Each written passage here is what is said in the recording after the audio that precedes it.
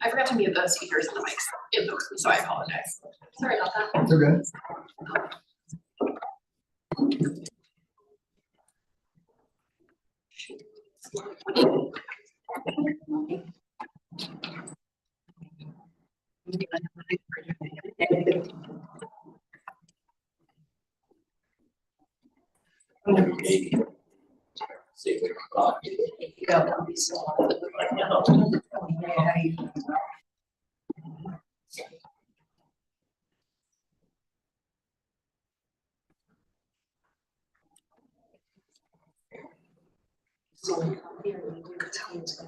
Mr. Mayor, turn your own mic recording.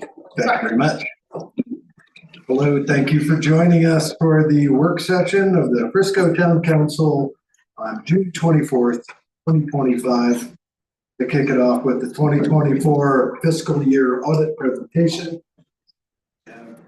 Dylan and Michael Jenkins, thank you. Financial Associates. Yeah, appreciate it. Take it away. I'd just like to start off by saying thank you all for being here. We're going to go over our 2024 financials for you guys. I'd like to thank Michael Jenkins. He's our lead auditor from McMahon & Associates and his team for coming in of March this year and conducting our yearly audit. Our yearly audit is required by town charter to be conducted each year. It's a really big effort from the financial staff as our auditors come in for a week and review all of our finances before we publish our annual report. Our auditors really work for town council to provide you guys with a professional opinion regarding the state of the town's finances. With that, I'll turn it over to Michael and let him give you a broad overview of how the town's doing. Thank you, Dylan. Mr. Mayor,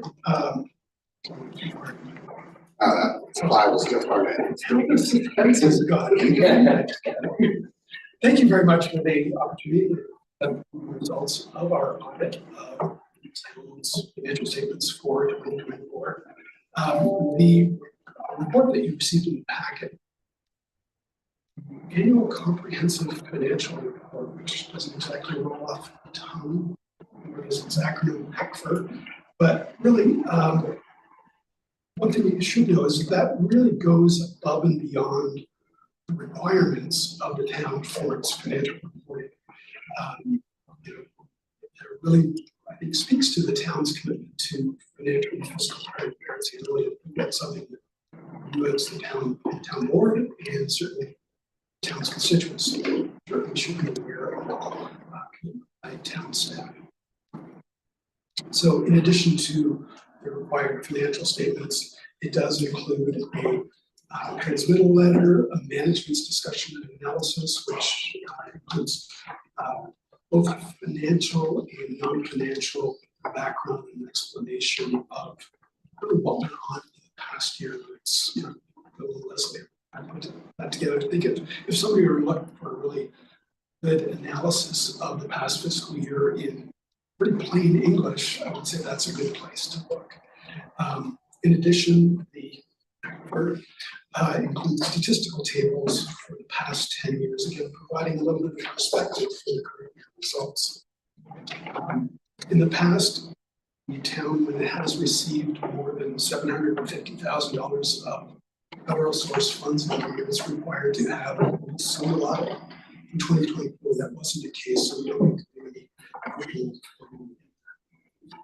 The financial statements present the town's financial results and statement of position at the end of the year from two perspectives, not two separate books, but government-wide, which is big picture, full approval you see in the public sector, excuse me, and also in addition, we see the fund level or budget basis financials, which kind of look at that comparison between anticipation and anticipated results and kind of the flow of in and out of resources during the past year.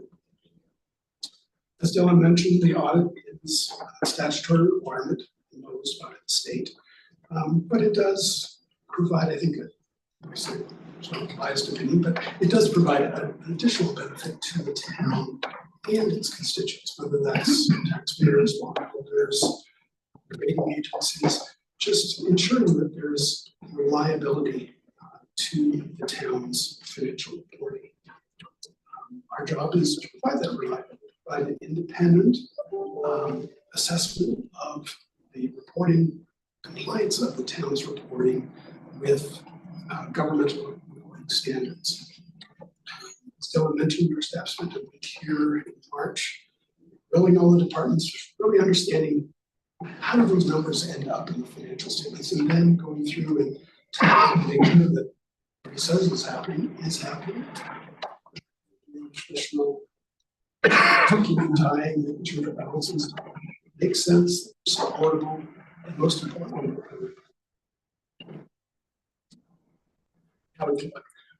since the town did receive an unmodified, or it's called clean audit opinion for 2024. That's the highest level of assurance that it is independent auditors can provide on financial statements. So kudos to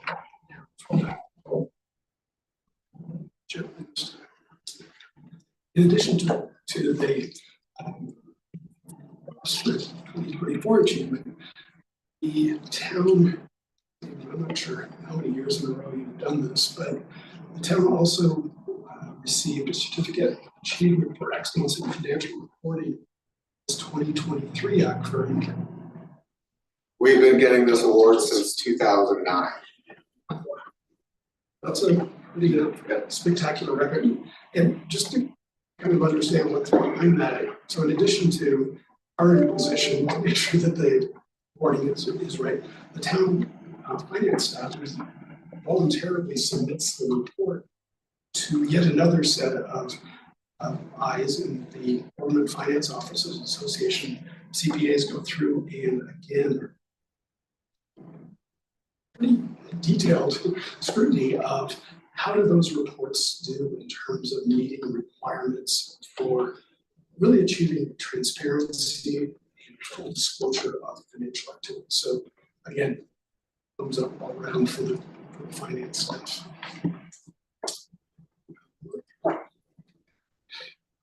Emphasize a couple of highlights from those government-wide financial statements. This is a really big picture thing that you're going to see. The town continues to have pretty high liquidity. All the cash is down about $3 million from the prior year. The cash and cash equivalents, cash investments represents about 25% of total assets for the year. And that decrease from the prior year really is embodied in the town's capital asset acquisitions. And really still has a very strong position. That segues nicely into the next element. The town has some almost $90 million of capital assets net basis, so that's historic cost, net depreciation. That's up about $14 million from the prior year in a basis. Number of additions there primarily related to affordable housing, workforce housing, and the town's commitment to that. Those infrastructure items that really provide services to the town has, relatively speaking, a low level of external long-term debt of $14 million aggregate at the end of 2024. That matures through 2048, and declared about $700,000 in the past fiscal year. That's the scheduled repayment of that debt. Difference between our assets and our liabilities is our equity. So the assets exceed the liability by about $118 million at the end of the year. This would be expected because of the town's significant investment in its infrastructure and assets that provide services to the town's taxpayers. $75 million of that 120 is our equity, if you will, in capital assets, and about $34 million is unrestricted and available for ongoing operations in 2025. I think that strong unrestricted position provides a lot of flexibility for the future. So our balance sheet on the P&L or statement of activities, on a government-wide basis, the net position for equity again increased some $8.9 million in aggregate 2024. Governmental activities, so the day-to-day services of the government provided about $7.7 million of that, which is about 8% over the prior year. And the difference, the $1.2 million, was realized from business type activity. Really, just one of the things that if you kind of drill down into that statement, you can see that as in prior years, about a third of the costs of general government operations are provided by direct revenues. The balance of that, 65% of those services are funded by general revenues, so sales taxes, real estate transfer taxes, etc. Sales and use taxes, significant part of total revenue for about 30% in 2023. State investment fees, 2020. So between those two of those, about 50% of the town.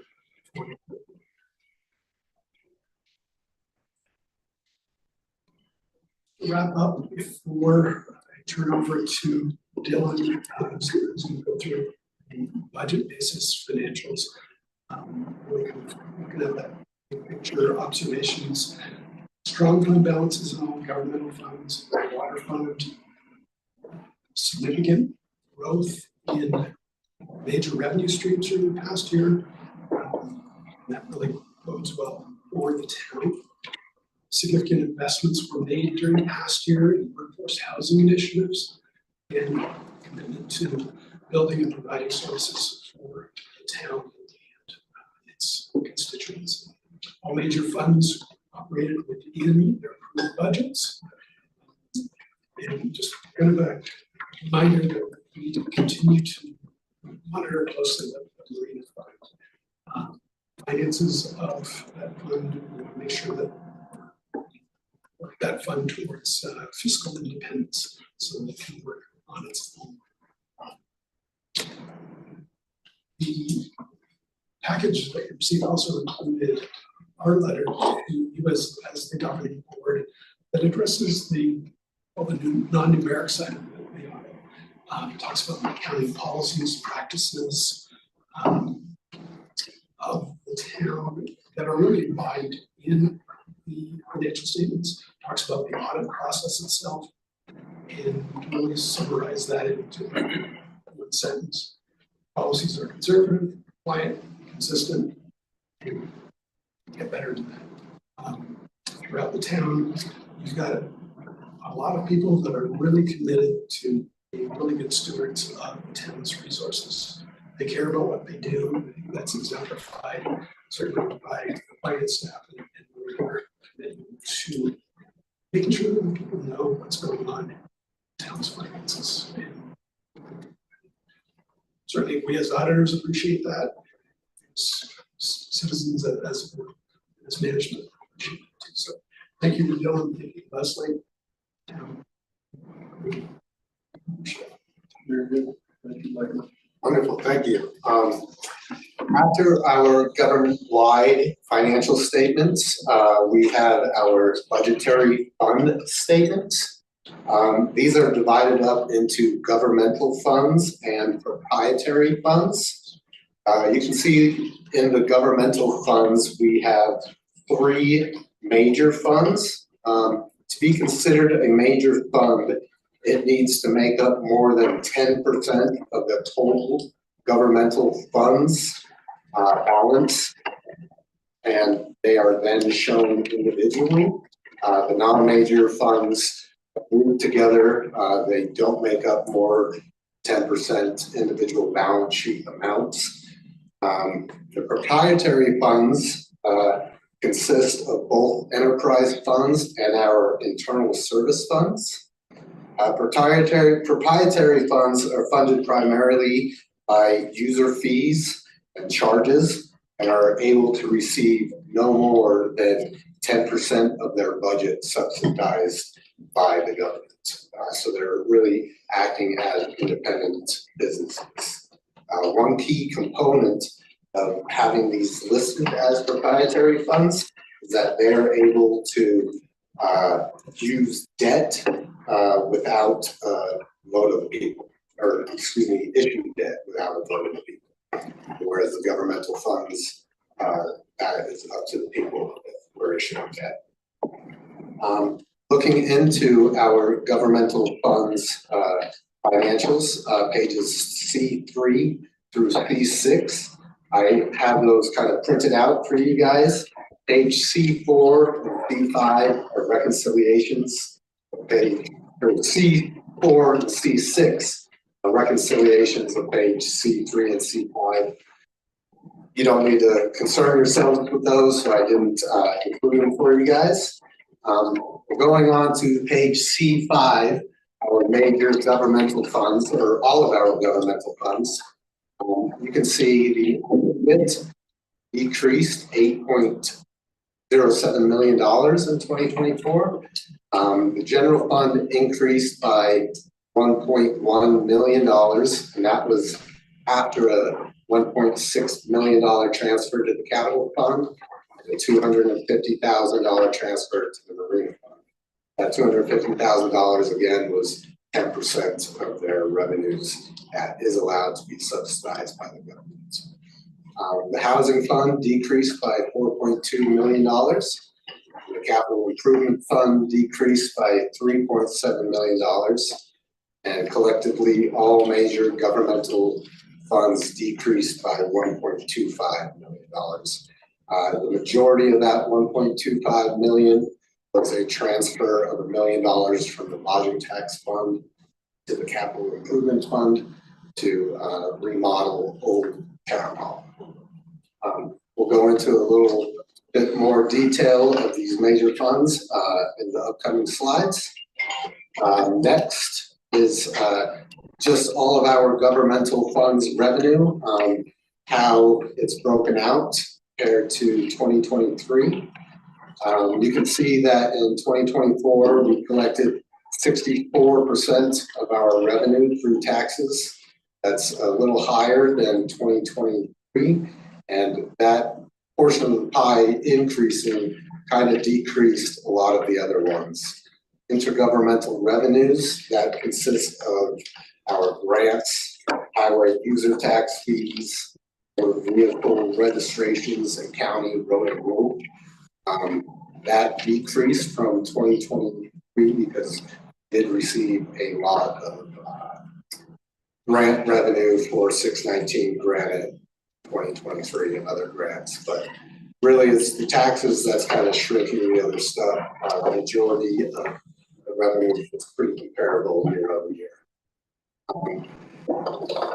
Looking further into that intergovernmental revenue of 10% that we took in, Mayor earlier last week asked that we show you guys total grants that the town took in 2024.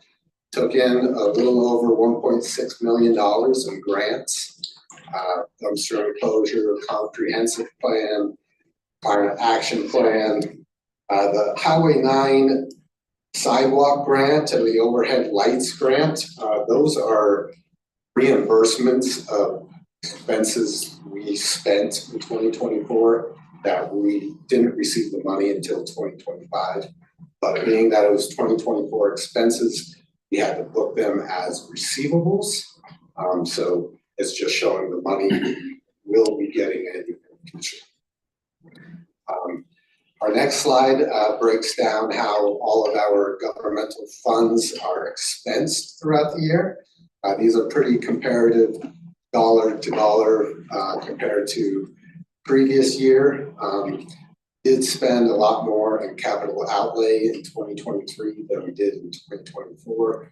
The majority of that was 619 Granite, some 9 sidewalk improvements, and some other capital projects that just made the percentage amount that we spent in 2023 higher than in 2020.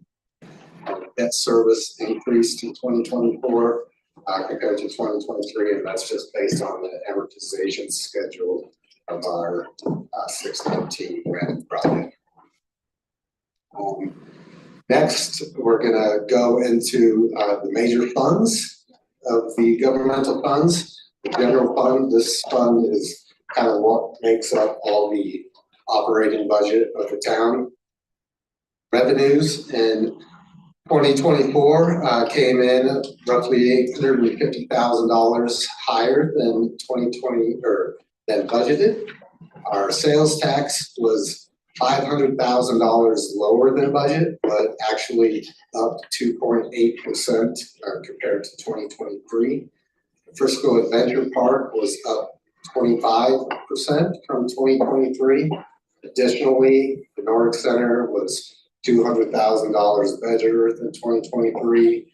Our investment income came in a lot higher. Licenses and permits came in slightly above 2023 as well. The expenditures were $970,000 less than anticipated. That was primarily due to some public works, buildings, maintenance, road resurfacing, and bridge improvements. Those were unspent, but they were just delayed till 2025, and those expenses are being spent this year.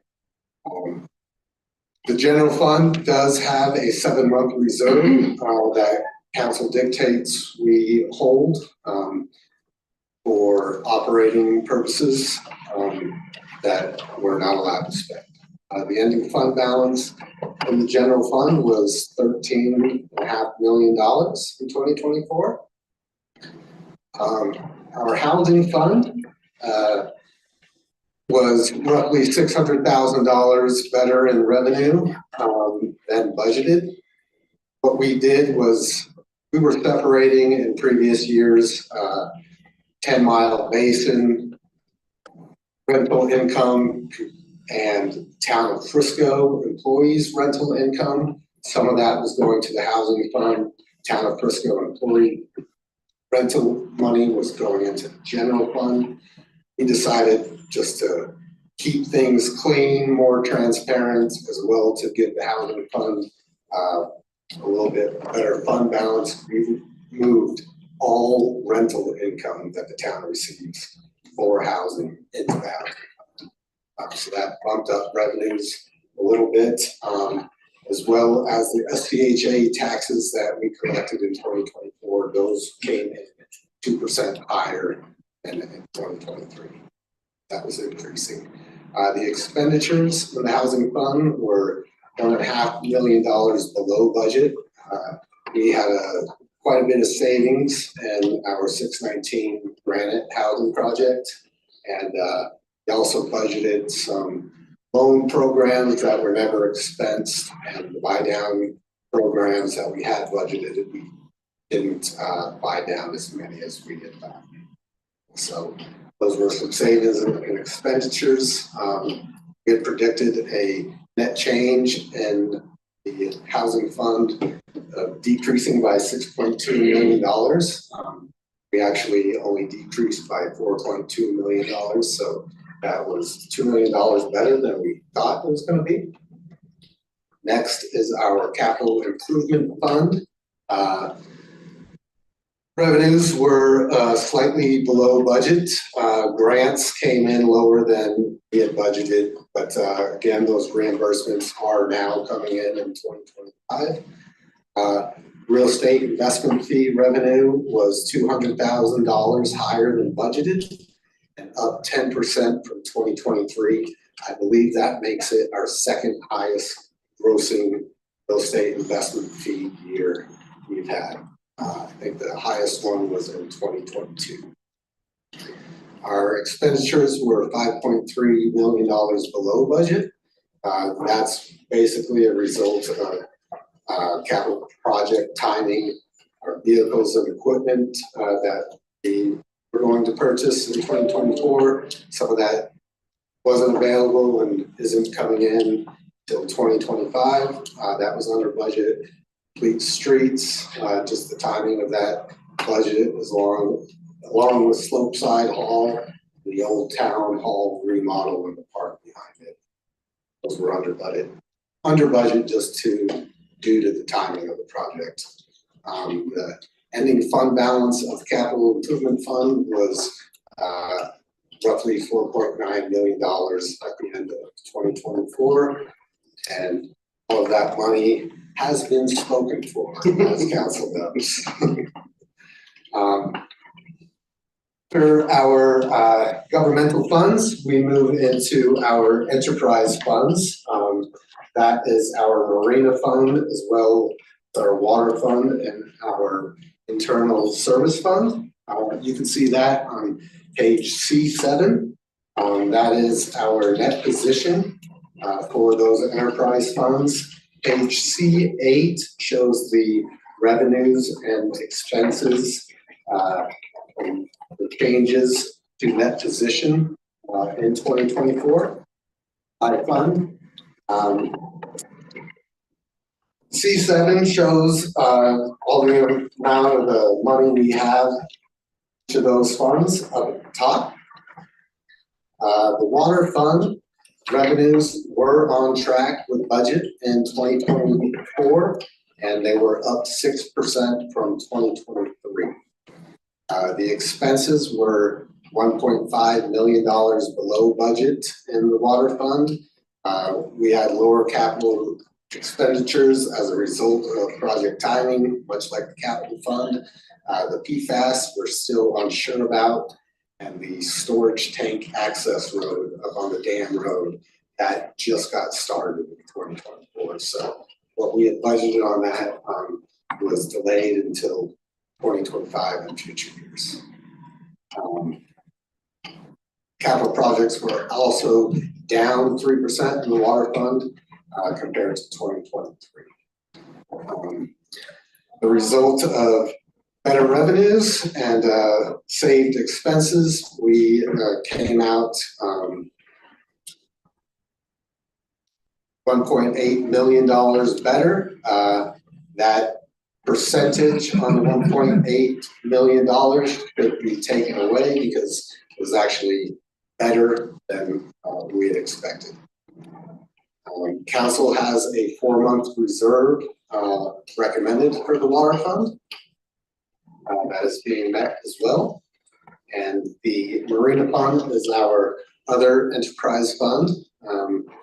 Revenues were slightly below budget by $177,000. User charges were the primary example of that, and was our powerboat rentals that were slightly under budget at the marina compared to budget.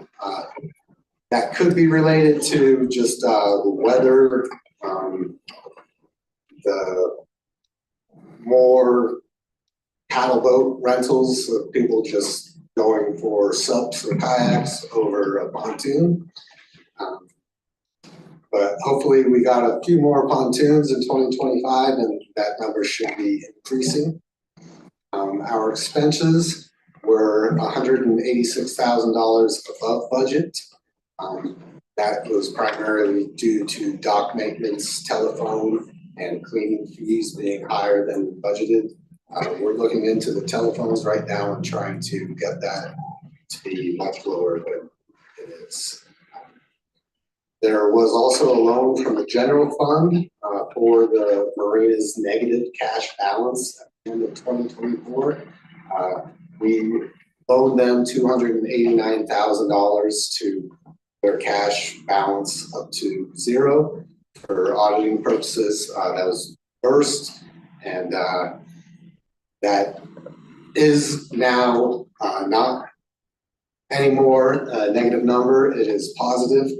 Received $587,000 from the Colorado River Cooperative Agreement. That money was originally given to us for the Big Dig project we did out at the marina. In 2024, they had more money in that agreement that we were awarded another $587,000. We didn't receive that money until 2025. We knew about it in 2024. We booked it as a receivable. Council has a 4-month reserve in the Marina Fund that is currently not being met. Our next slide shows all of our governmental funds. Again, that's General Fund, the Capital Improvement Fund, the Housing Fund, and our non-major governmental funds. And this just shows their fund balance over time. You can see in 2020, general fund is much higher than the capital improvement fund. We withheld transferring all the capital improvement funds money that year just because of COVID, and we were uncertain about the economy. Usually every year, any excess money that we have more, that 7-month reserve set by council gets transferred to the capital improvements fund for all the projects you guys want to see get done. You can see in 2021 that we did make that transfer because we no longer. Which colors or which funds? The general fund is blue, capital improvement fund is red, the housing fund is green there, and our other special revenue funds, lodging tax, open space fund, historic preservation fund, conservation trust fund, those are all grouped together. That linear line you see going across is the general fund balance for the years. You can see that it has been increasing. That line as well pretty much shows what our 7-month reserve is for the general fund, because any excess of that gets transferred to the capital improvement fund. So you can see general fund is increasing throughout the years, as well as the 7-month reserve operations costs going up throughout the years. Looking back on page C3 and C7, our statement of net position, a lot of our funds have some restrictions placed on them year end. Some of these restrictions we'll start off page C3. At the top of the page, you can see all of the assets we have as of 12/31. That includes all of our cash and receivables, as well as our capital assets totaling $34 million. Take out liabilities, and at the bottom of the page, you can see various restrictions placed on the money that is left over. The first category, non-spendable, would be what you see in these graphs as being red. That is all of our inventories, the VIC, the Nordic Center, the FAT, and the gasoline at Public Works. Inventory, cannot spend it. Next category, Can you describe what most of the red is on the graph though? in the water improvement, the water fund, that is all of our capital assets, the marina fund, capital assets, the housing fund, Those are assets we have purchased and are being held for resale right now. That's 519 Teller Street, 99 Granite, 700 Lake Point Drive. Those were units we had purchased in 2024 and currently selling them to the public with some deed restrictions in future years. So those are unspendable.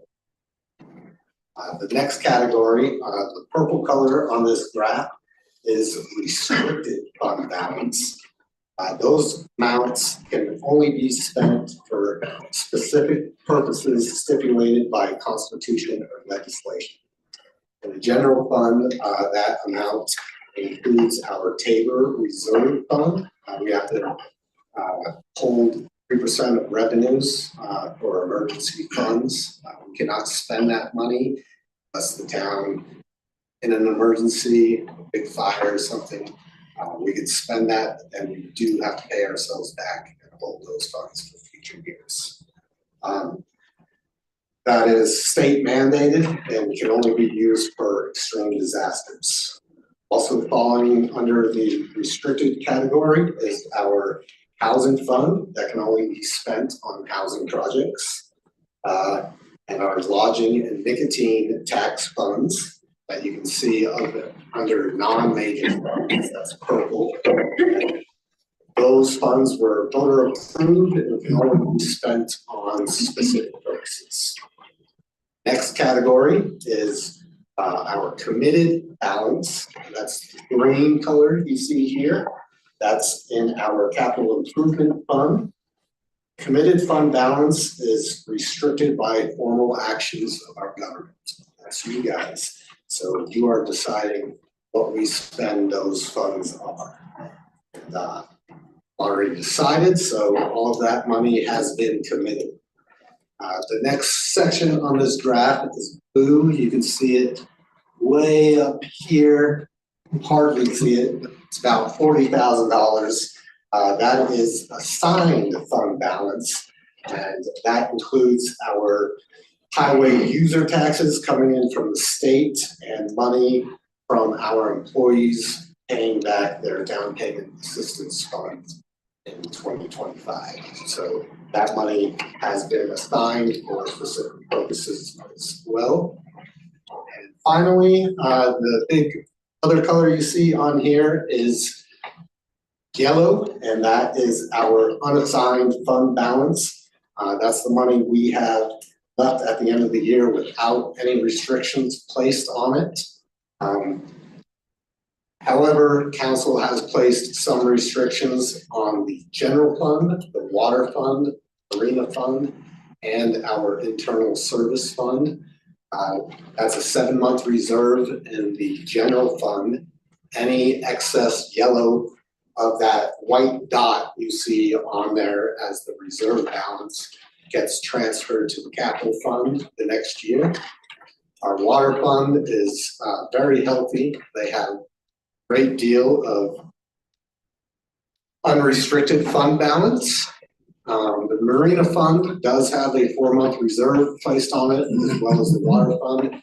That is not being met currently, and that goes back to Michael's point of just watching the marina fund and making sure that unassigned fund balance grows over the years.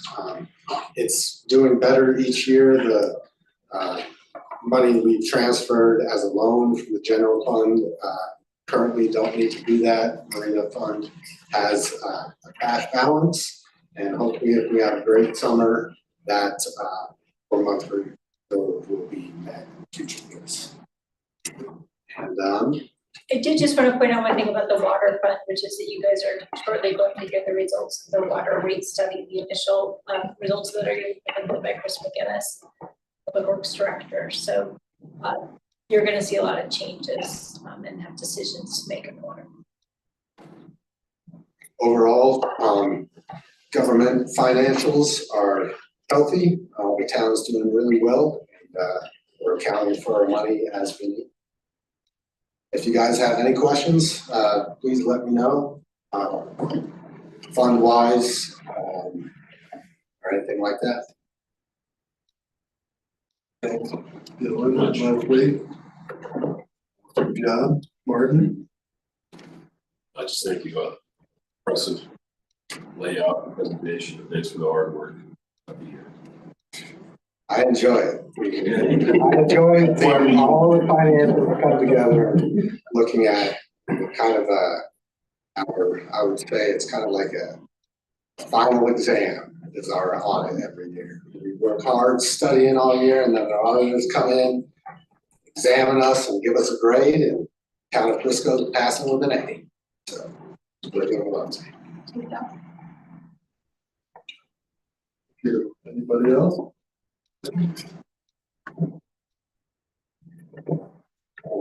Yeah, I appreciate it. Thank you, guys. Yeah. Ahead of schedule, we might take a quick 5 minute. Looks like HC3 is here, so. Probably.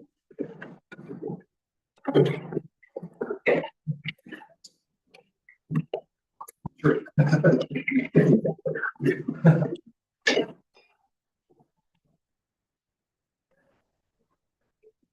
Yes.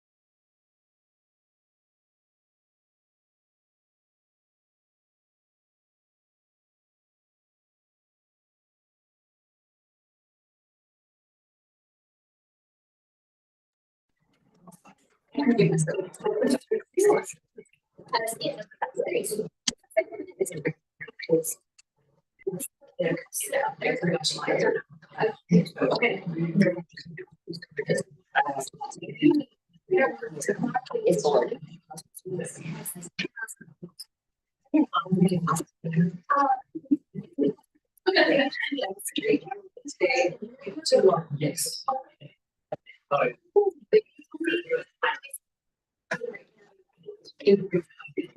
Hey.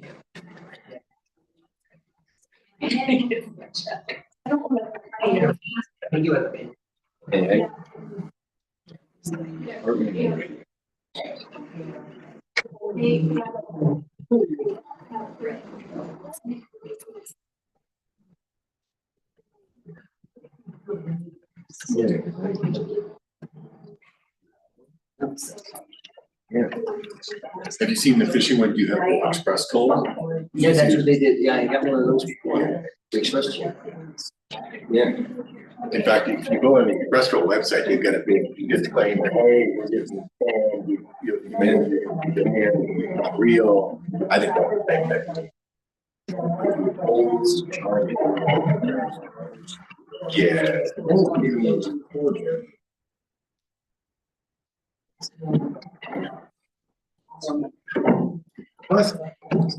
impossible. You get that power, and they automatically go to Oh, yeah. That's the funniest thing of all, right? Yeah. She didn't want to be here any longer than they needed us.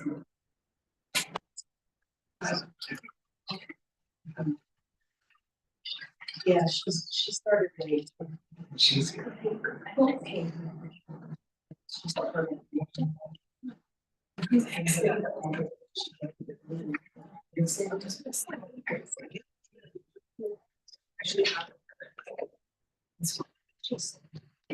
Just the past.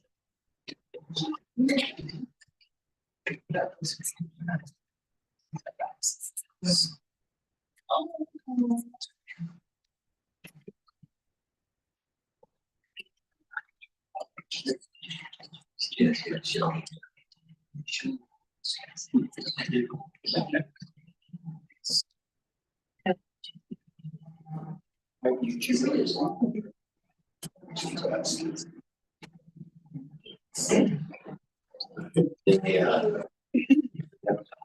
Seashore. Saw whales. Sea lions. Dolphins. It really surprised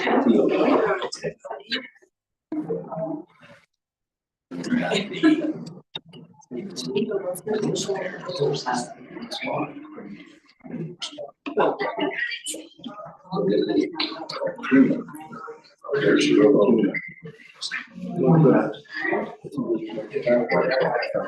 It's already public?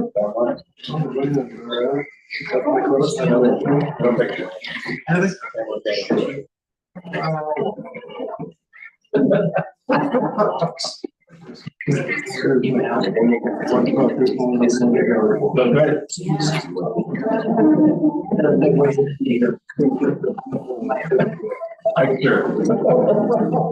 But there you go. It was really. Is that what it was?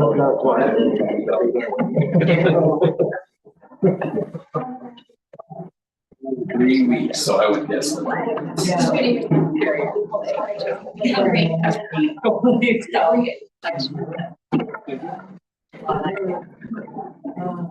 we still a couple minutes? Are we good? Yeah, we're good. Okay. Yeah.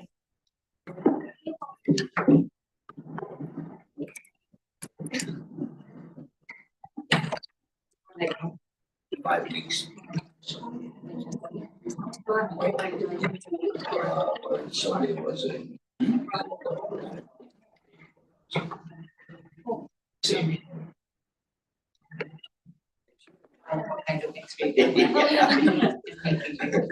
Bigger problem is that they're leaving the end of the slider.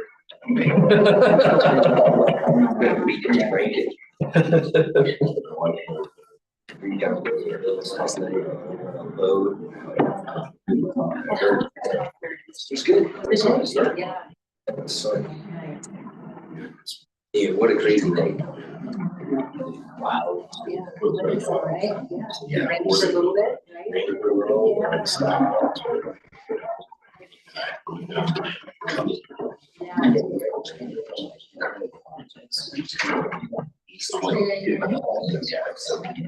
That's great. We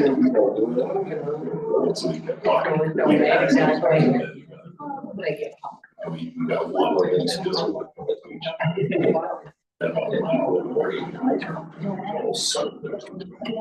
Just.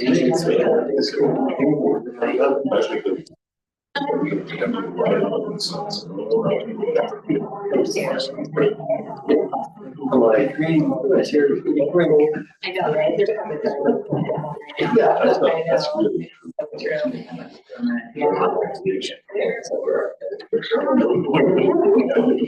And you're likely to have a good spot.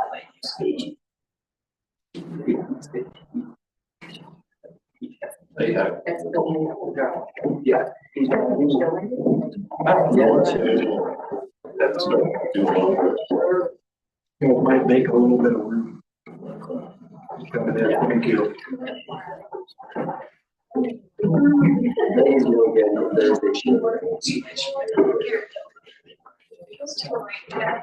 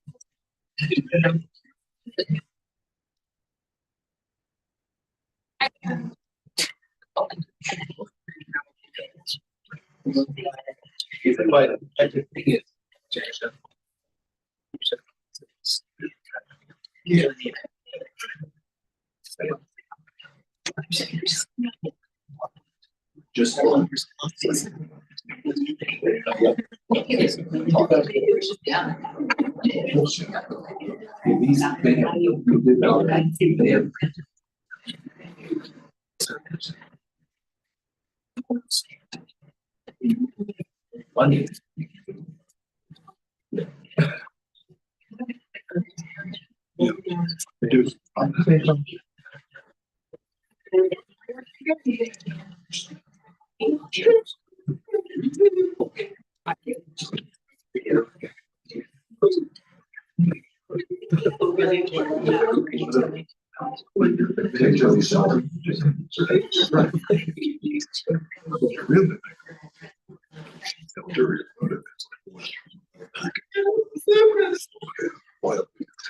Sure. Oh. They're doing good. They're getting better. Man, he's getting too big. How do you grow? You gotta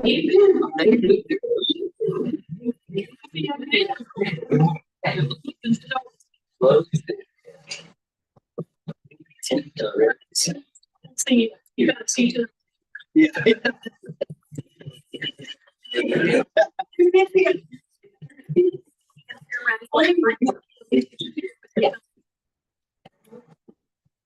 Okay, moving on with work session, we have agenda item number 2, the High Country Conservation Center. Heather and Nico. I was gonna introduce them. That was my only role.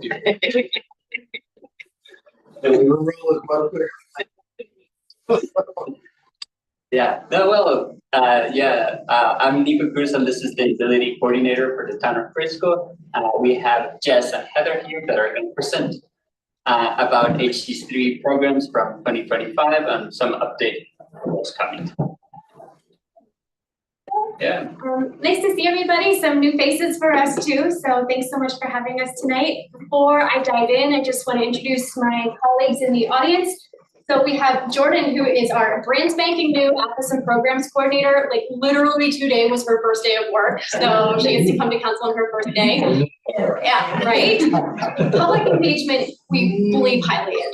And then there's Narelle, who is our Climate Action Manager, and of course we have Mr. Garrett Shank. And then Jen, our Executive Director. So everybody for being here.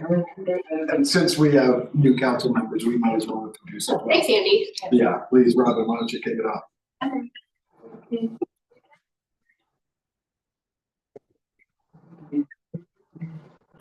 Martin Allen, been around for a year, so sort of still. Tom Fisher, Town Manager. Ellen, Mayor Pro Tem. Kitty, old and new. Old and new. Elizabeth Adrian.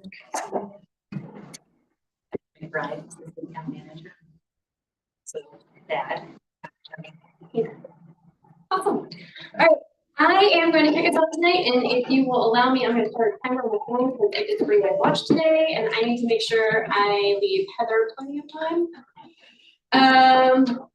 Okay, so quick FYI, that the slides we are about to present are in a different order from your council packets, and we did that so Heather and I didn't have to flip-flop. So if you're following along, don't be confused. This is real.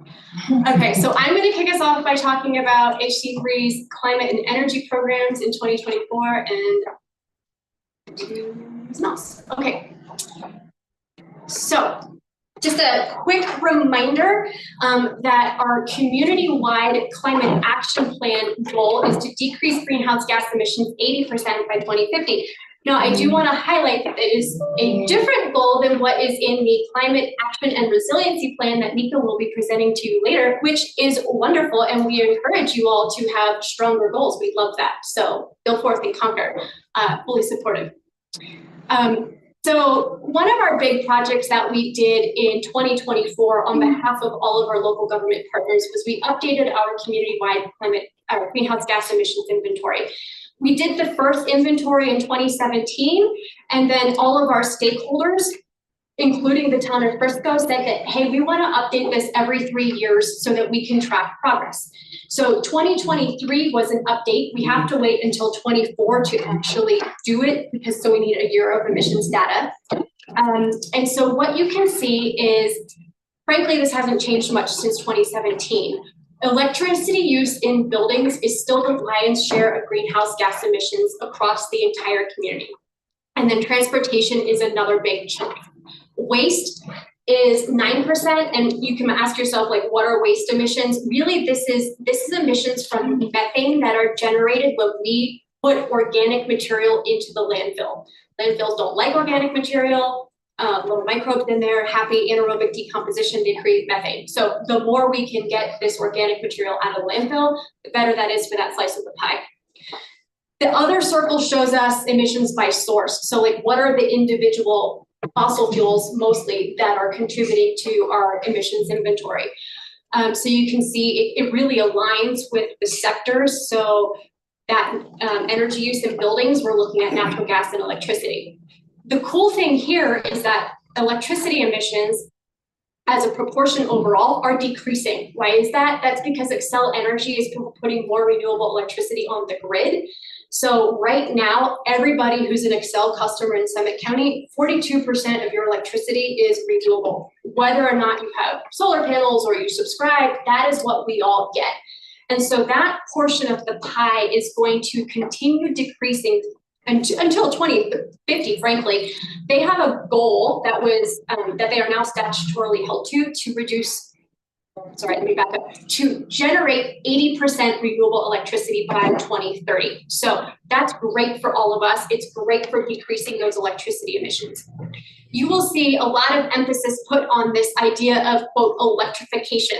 That is the idea of taking our natural gas appliances and replacing them with electric alternatives. And that is our solution for decreasing that natural gas portion of the pie. Because if we can install cold climate heat pumps, like I was talking to Dan about recently, then we heat our homes very efficiently with electricity and we get off the gas system. Same for heat pump water heaters or even induction stoves. The more we can replace how we use natural gas in our homes with electricity, the better. So that's how we're accomplishing those parts of the pie. Okay, and then you'll see a lot of the programs I'm about to just quickly run through. All of these are supportive of the strategies in your climate action and resiliency plan, which are really wonderful. These synergies are great. Our communities know how to reduce emissions. We need to get more participation in these programs so that we show, that we're all doing it, and that's really what's going to drive the needle. Okay, so what we did last year for looking at buildings and how they use energy. Last year we started, and we are continuing this year, building code adoption support. So I will talk more about that in a moment, but we're doing a lot of background work. I was also on the state's energy code board and provided input for the development of the low energy and carbon code, which communities will have to start adopting starting July 1st next year.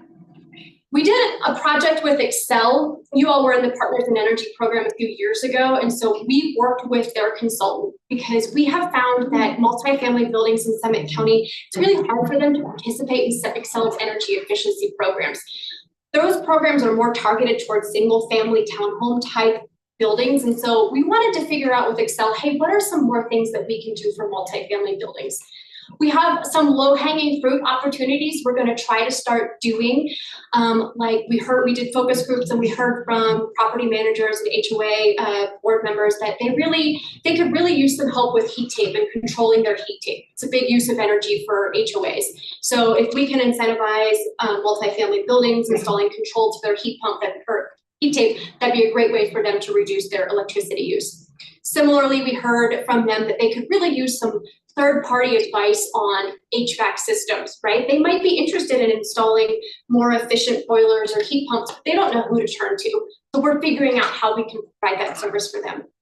We are doing electrification videos. So a few years ago, we did a series on EVs, and then right now we are marketing a video on induction cooking, so very efficient induction cooking. And then this winter, when it is appropriate, we have a video where we will be showing how we can all use electric snow blowers in the high country, featuring my own driveway and my own electric snow blower, and my former colleague, Rachel, her husband, snow blowing my driveway. It's great, and he's now convinced he needs an electric snow blower. It works great. Thank you, Tom. It's great. It does my whole driveway 45 minutes on a charge. It's great. So we also did a program last year with the town of Breckenridge, which, if there was interest, we'd be happy to bring up the town of Frisco, where we had extra funding from the town to really help pay for heat pumps. We know they are expensive. We already provide rebates through our Energy Smart Colorado program. We were just able to increase that funding amount so we could buy down the cost for full-time locals living in deed restricted housing. That was our rules for BREC. And we bought down the cost, stacking federal and Excel rebates to 25%. And so our rebate stack covered 75% of folks. We did 4 heat pumps last year. We're hoping to do more this year. We learned a lot. And so we're excited to keep going with that. Briefly, Energy Smart Colorado. This is our residential energy efficiency program. We provide discounts for home energy assessments and then improvements people can make, whether that's increasing insulation, sealing up drafts, installing heat pumps and heat pump water heaters. We're making it easier for folks to do that. We crushed all of our goals in the town of Frisco last year. I'm not going to go through all of this, but I did want to mention, a few years ago, we approached all of our funders, including town of Frisco, and said, hey, we want to provide bigger rebates for income qualified locals who are, year round. And so we were able to do that. So now we can cover 100% of their project cost up to $3,000 when they make these energy efficiency program or improvements. We have seen the share of full-time locals who participate in this program increase significantly after making that change. So thank you all for making that happen, because we are really helping folks who live in the town of Frisco with these improvements. This is a quick snapshot of our program impacts over the past 9 years in the town of Frisco. And so basically, you all have paid out $127,000 in rebates, and the savings we're seeing from that is, $48,000. And the figure we really like to talk about too is what's the economic impact. People are hiring local contractors to do this work. And so that's $800,000 going back into Summit County's contractors who are working with people on these projects. Similarly, we started the Solarize Summit program back in 2019 to help implement the goals of the Climate Action Plan. This is our solar bulk purchasing program. So you can see here that we've had almost 50 Town of Frisco participants since 2019. This is not counting 2025. And we've installed almost 300 kilowatts of solar, but what does that even mean? If you are familiar with Breck's solar gardens, those are each 500 kilowatts. So this is almost a solar garden's worth of rooftop solar panel installed in the town of Frisco. We have a sustainable business program we've been operating since 2014 in the town, and we have worked with 92 businesses and helped 50 of them make improvements. And so this is another great way that we are helping to reduce energy use in the town of Frisco. Okay, so on the transportation side, the big focus we've been, what we've been focusing on a lot the last few years is is EV adoption. It's easier for us to help people figure out how to drive electric cars. Transportation, public transportation is kind of a sticky widget. We want people to do it. I need to wrap up so I can turn it over to Heather. But what we're really doing is helping people get behind the wheels of electric cars so they feel more comfortable with them. So for the past several years, we've been hosting EV ride and drive events at the adventure park. People come, we have dealers come bring cars that people can test drive. And it's been really successful because people walk away from those events and they're like, oh, it's a car, like it works. And so we've had people go out and buy them afterwards once they already become familiar with it. Last year we did an event in Dillon Valley and we worked with a group that provided, Spanish resources there for folks who live in Dillon Valley. So we were really excited about that. And we're going to do a Spanish focused EV ride and drive again this year. And yeah, we also rebate home chargers through our Energy Smart program. So we have noticed the uptick in the amount of home chargers we are rebating as well. Really quick, we do events every year to get the community in on this. So last year we had, over 250 people attend multiple events around the county. And then what are we doing this year? We kicked off this year with a talk at the Riverwalk Center in Rec with a woman who is a professional ski mountaineer. We had about 200 people come and she talked about climate advocacy. We did recently receive some grant funding from the EPA, which we do in fact have. That enabled us to hire a full-time bilingual program coordinator, and she is helping us do both recycling outreach this year and also we have funding to perform 20 home energy audits for local Latino families and then pay for efficiency upgrades in 10 homes, which we're super excited about. Lucia is hitting the ground running and we're so excited to have her on board. More EV ride and drives this year. We got a grant from CDOT to support more than we've been doing in the past. We are a sub-grantee from the Town of Rex Code Grant. So we will be hosting 5 workshops for the builder contractor community later this fall into 2026 to help with just general building science, all electric building, and the new energy code. And then, we are always doing workshops, whether it's on heat pumps or solar for HOAs and businesses, or if you all have something that you would like us to present to the community too, we are open for input. And then I'm gonna plug that on October 1st, we are having a comedian come to give a comedy show on climate change, of all things. It's gonna be at the Silverthorne Pavilion. More details to come, please save the date. And with that, I'm going to turn it over to Heather. Thank you. I can take them out and drive. Yeah, like if you don't laugh, you might cry, right? So funny. Okay, so zero waste is what I'm going to start with. And again, these are some highlights from last year, and then we'll be talking a little bit about what we've already done this year and kind of where we're going from an HCP perspective. So just to ground us, we have a community goal around diversion to increase to 40% by 2035.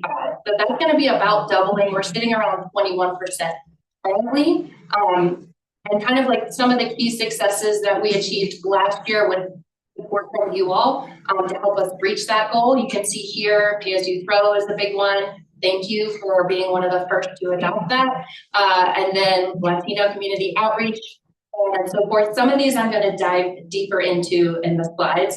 Some of them you'll notice I've moved to the appendix just again for time's sake because I cannot speak as quickly as Jess. But the data is still there for you to take in. Just so you guys know, we were for Pay As You Throw, we were like 17%. So we're now 20. Yeah, we're at 21. It's an improvement. Yeah, for sure. And like right here on this slide, you got ahead, like we have seen an increased community-wide and single stream recycling of 10% since enacting Pay As You Throw in Frisco. Stick with that. And so that is a community-wide percentage there. Currently, the way our haulers track data can't say how much of that diversion is coming out of Frisco, how much of that is coming out of Rec. And now that as we're bringing in unincorporated Summit County, like we do plan to see that number, that percentage to continue to go up, driving us toward that 40% conversion rate. Okay, so kind of like tying back into with what Jess was saying, our food scrap program not only diverts waste from the landfill, but it also reduces methane release from the landfill, keeping those organics out.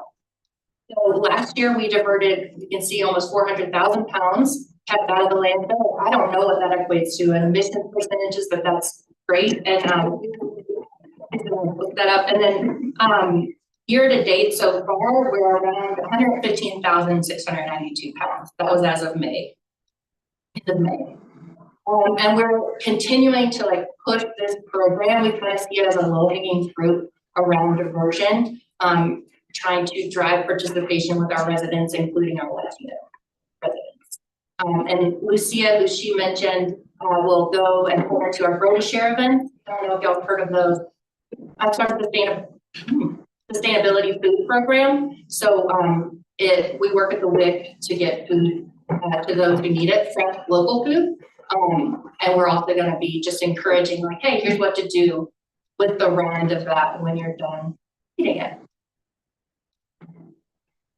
So marketing and outreach. Marketing is another big way that we kind of like educate the community on how important waste diversion is. So last year we leveraged a lot of free search marketing through Google Brands. We had a really successful Spanish marketing campaign. Like the numbers that the marketing team presented to us were really impressive, like the engagement that we're seeing. And I think like adding on Lucia, our bilingual program coordinator, is supporting our efforts. We're really going to start to see the fruits of all of the foundation that we've been laying. And then, yeah, our recycling webpage continues to be one of the most viewed.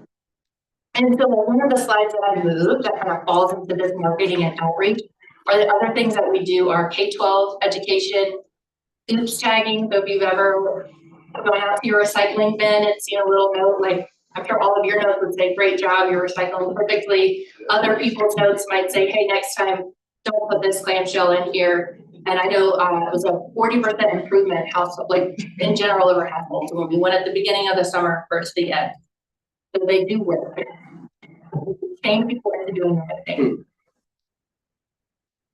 So kind of looking at 2025 and beyond, we're going to continue to support the pay-as-you-throw implementation. So it's going really well in Breck and Frisco, and we are just in the beginning stages for unincorporated Summit County.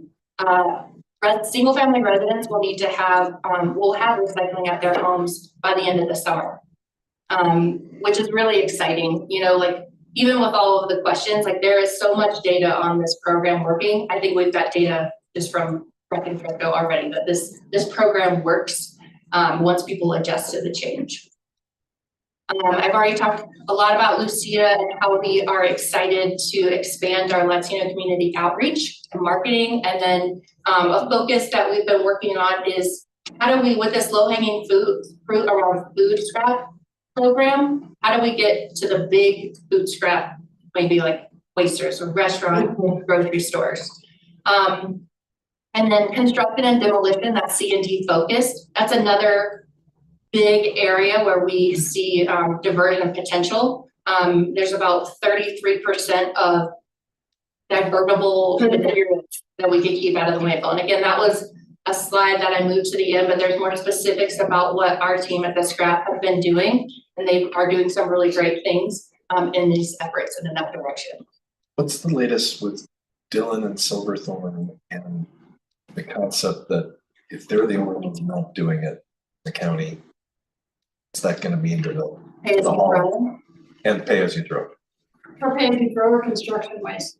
Pay as you throw. Well, so for pay as you throw, you may have heard Waste Management is actually requiring all of their customers to move into the pay as you throw model. And then we're continuing conversations with Dillon and Silverthorne and Keystone. Like our vision is that everyone adopts this.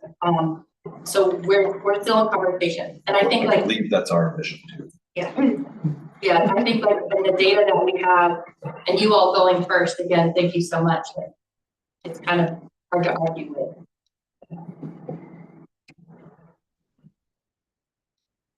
Okay, moving into water conservation. This is all one big picture. It's all tied together. So for water, kind of like our big push last year was around turf conversion.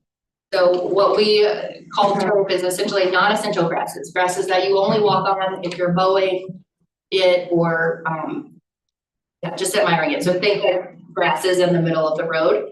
So we did a pilot program with that. We revamped the website. The team did an amazing job. If you haven't been on there in a year or so, I recommend that you go check out our water tab and the DIY Transform Your Grasses. It's beautiful. It has some great recommendations and strategies if you want to get rid of your thirsty grass and go with beautiful low water native plants.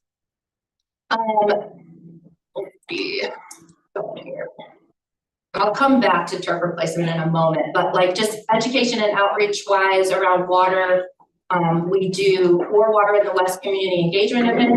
Many of you were able to join. We had our first one of 2025 last week at Highside Brewing. We had a great turnout. We had a great speaker, and there was a lot of engagement from the folks who were there. Great questions that we saw come out of that. And again, we took like a climate holistic view of how like climate action and water scarcity it's all tied together. So it was really impactful. We'll have one each, the third Wednesday of each month throughout the summer. So the next one is on July 16th, also at Highside Brewing. And I believe it's our friends of the Gillum Ranger District are kind of like owning that one, and they'll have a guest speaker, Troy Lanlin, who will be speaking.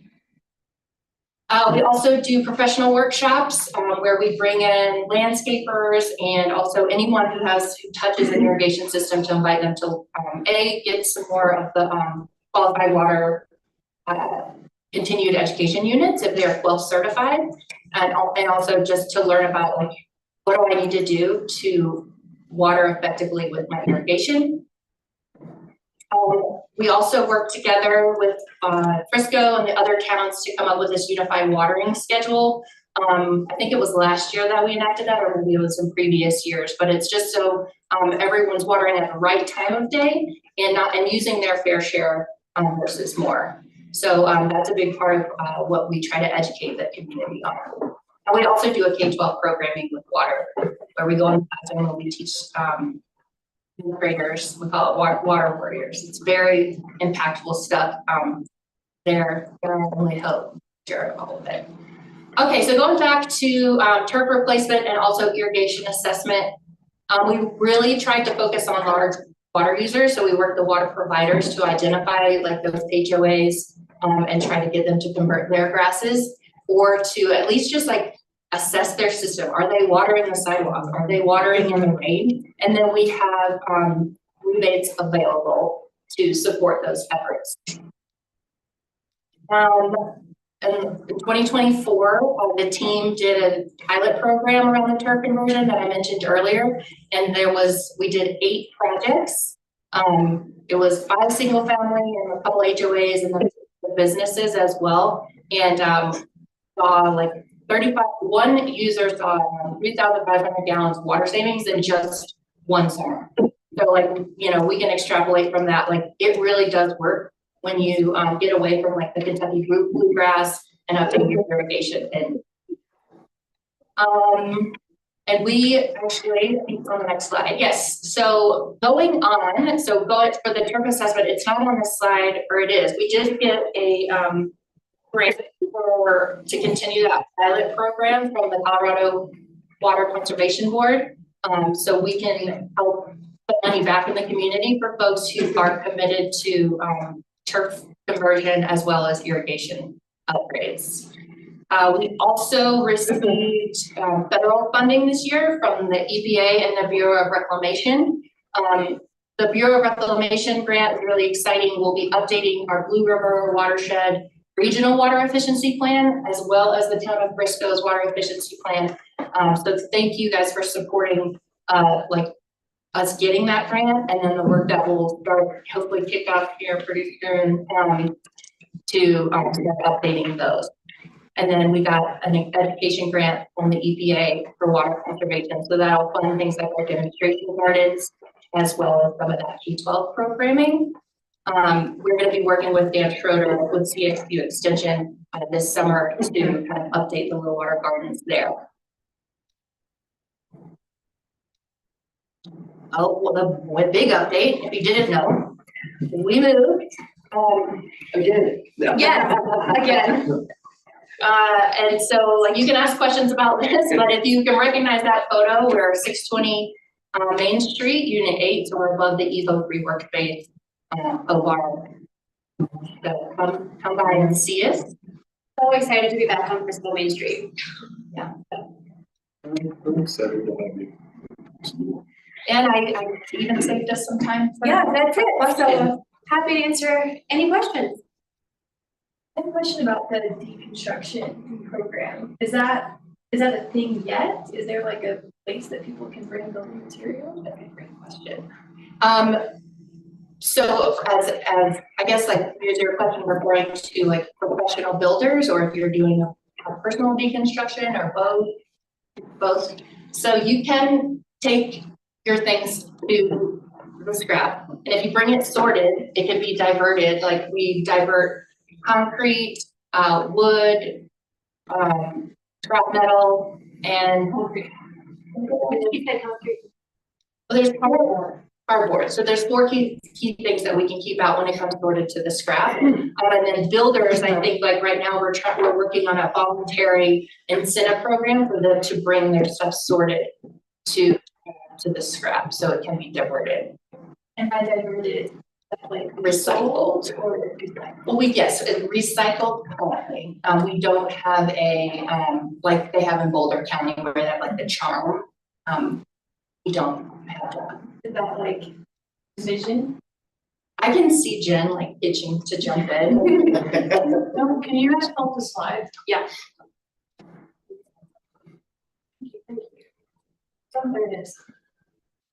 Okay, so just briefly, a little bit of background, I know most of you are here, but we did do a lot of work with the Zero Waste Task Force on creating a C&D policy framework in 2023 and 2024.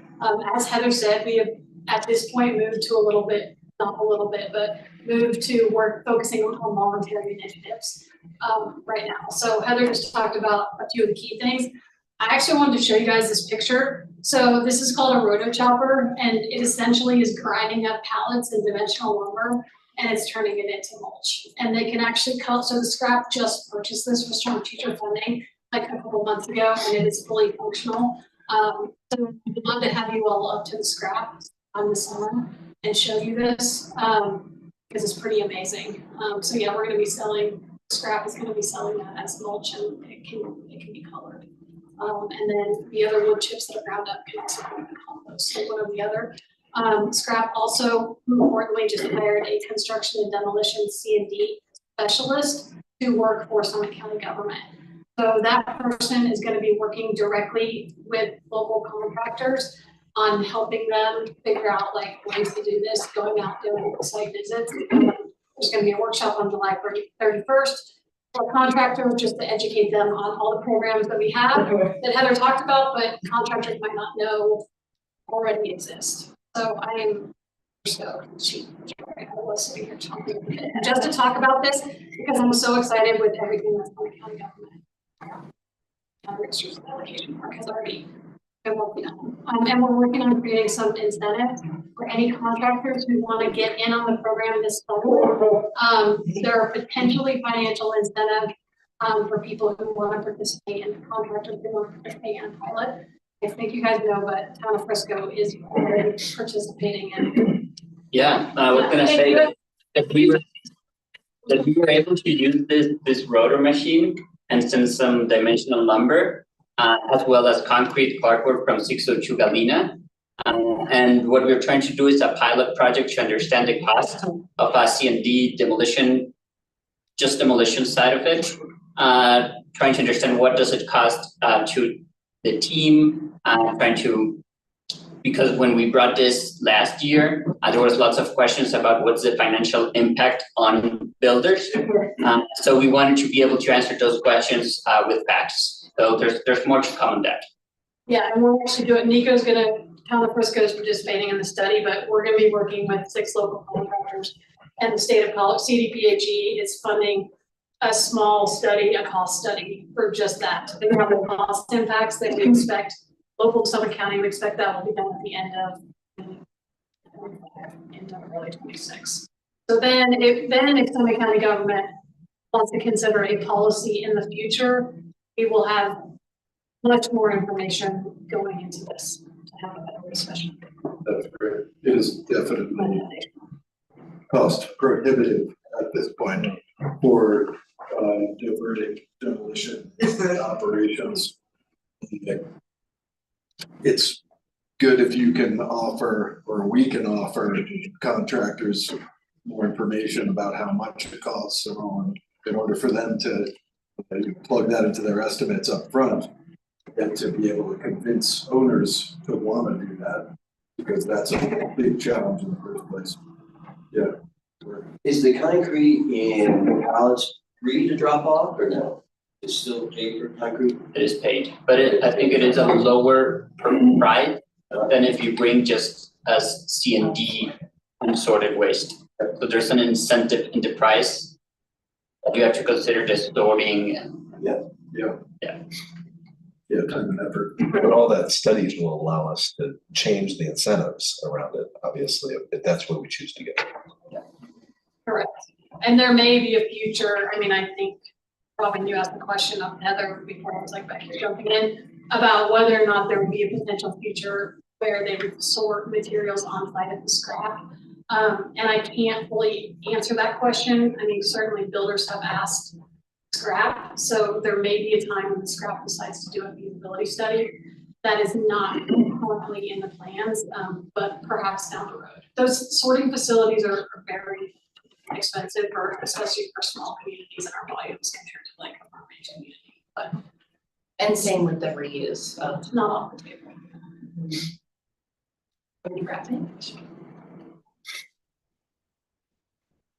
Great. Any other questions? I don't know, I wish there was an easier way to get pallets to the scrap. Or a collection site that people could go to, because I think there's more pallets in town than we realize. I don't know, I'm just curious What's something along the way that we could add space at the recycling center for pallets that you guys end up having to, or not you, but whoever hauls from there. We have a convenience center opening, which will essentially be a drop site right up at the scrap, but kind of like off to the side. I'm assuming They are gonna be accepting some construction materials, but I don't know which ones. So it's opening sometime this summer. It's all paved and they're getting roll-offs. And so basically people won't have to go through the pits at the scrap, like wait on the line for the trucks. But I don't know, it's an interesting, I don't think there's room at the recycling sites to do it.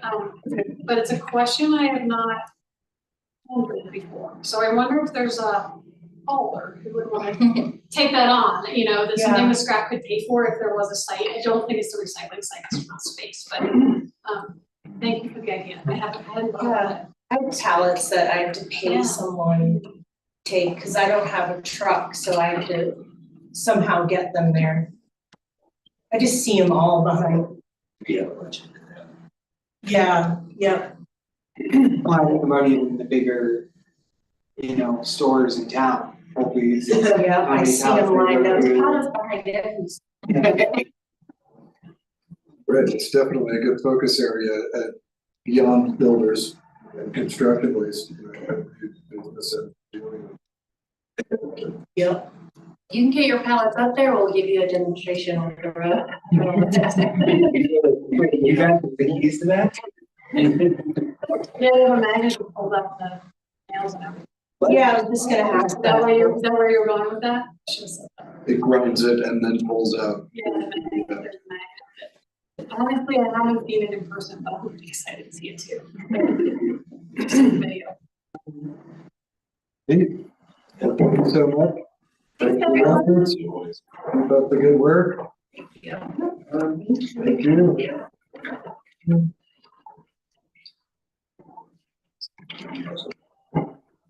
We always have.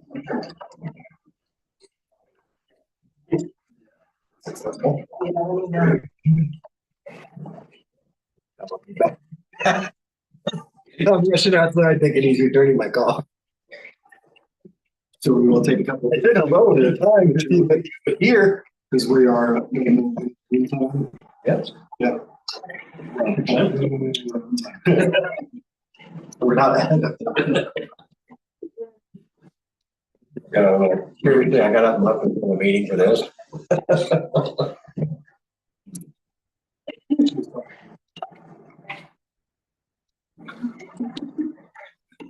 I smiled when I don't mean it's trouble. Thanks, guys. Great.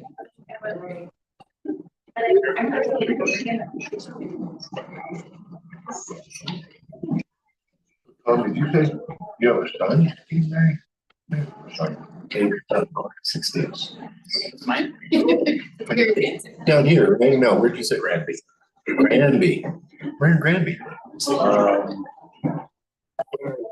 Granby Ranch? No, it is, if you go west through town, yeah.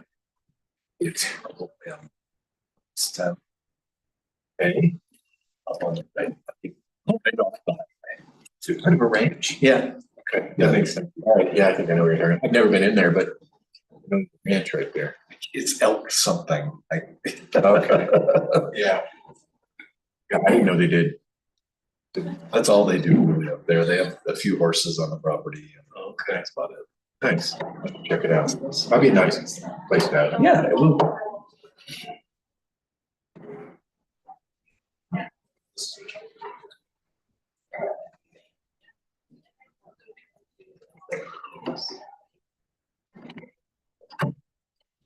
You have any daughters? Or just.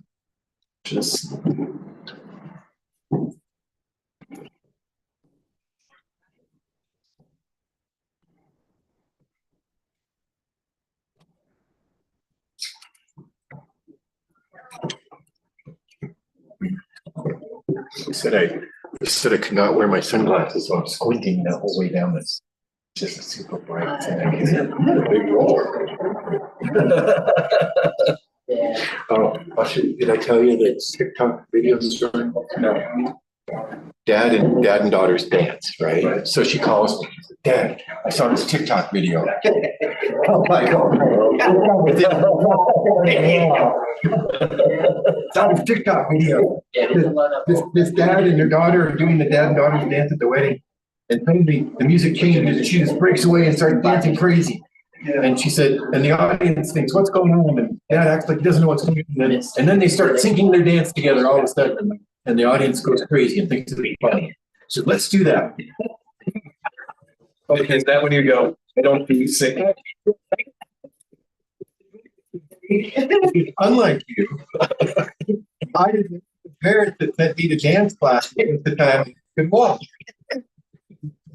Your dad has never learned to dance. I lack skills. Your dad did. He did it. How much practice did it take? 20. I got 20-minute practice that. Oh, that's okay. She did it with a friend. She sent me a video. She said, "Here, watch this. You can learn." She said, "But we'll get together and practice." So for 20 minutes, under the direction of her sister, my other daughter. It was fun. I mean, you can. It was. Yeah.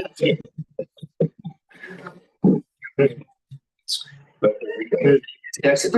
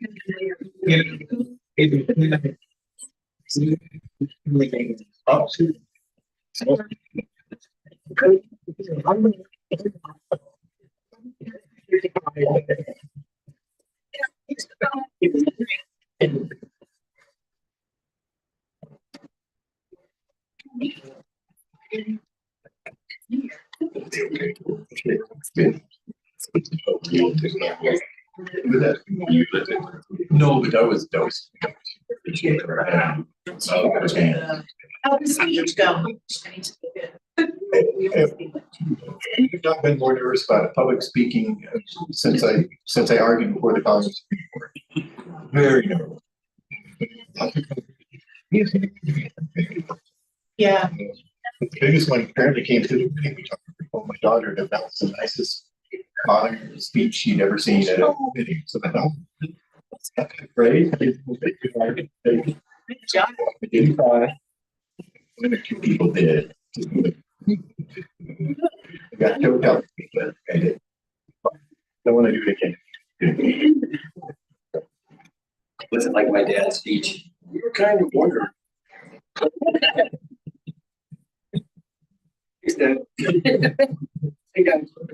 Spanish speakers, so they didn't understand what he was saying. Always say girlfriends, a lot of their girlfriends. Yeah.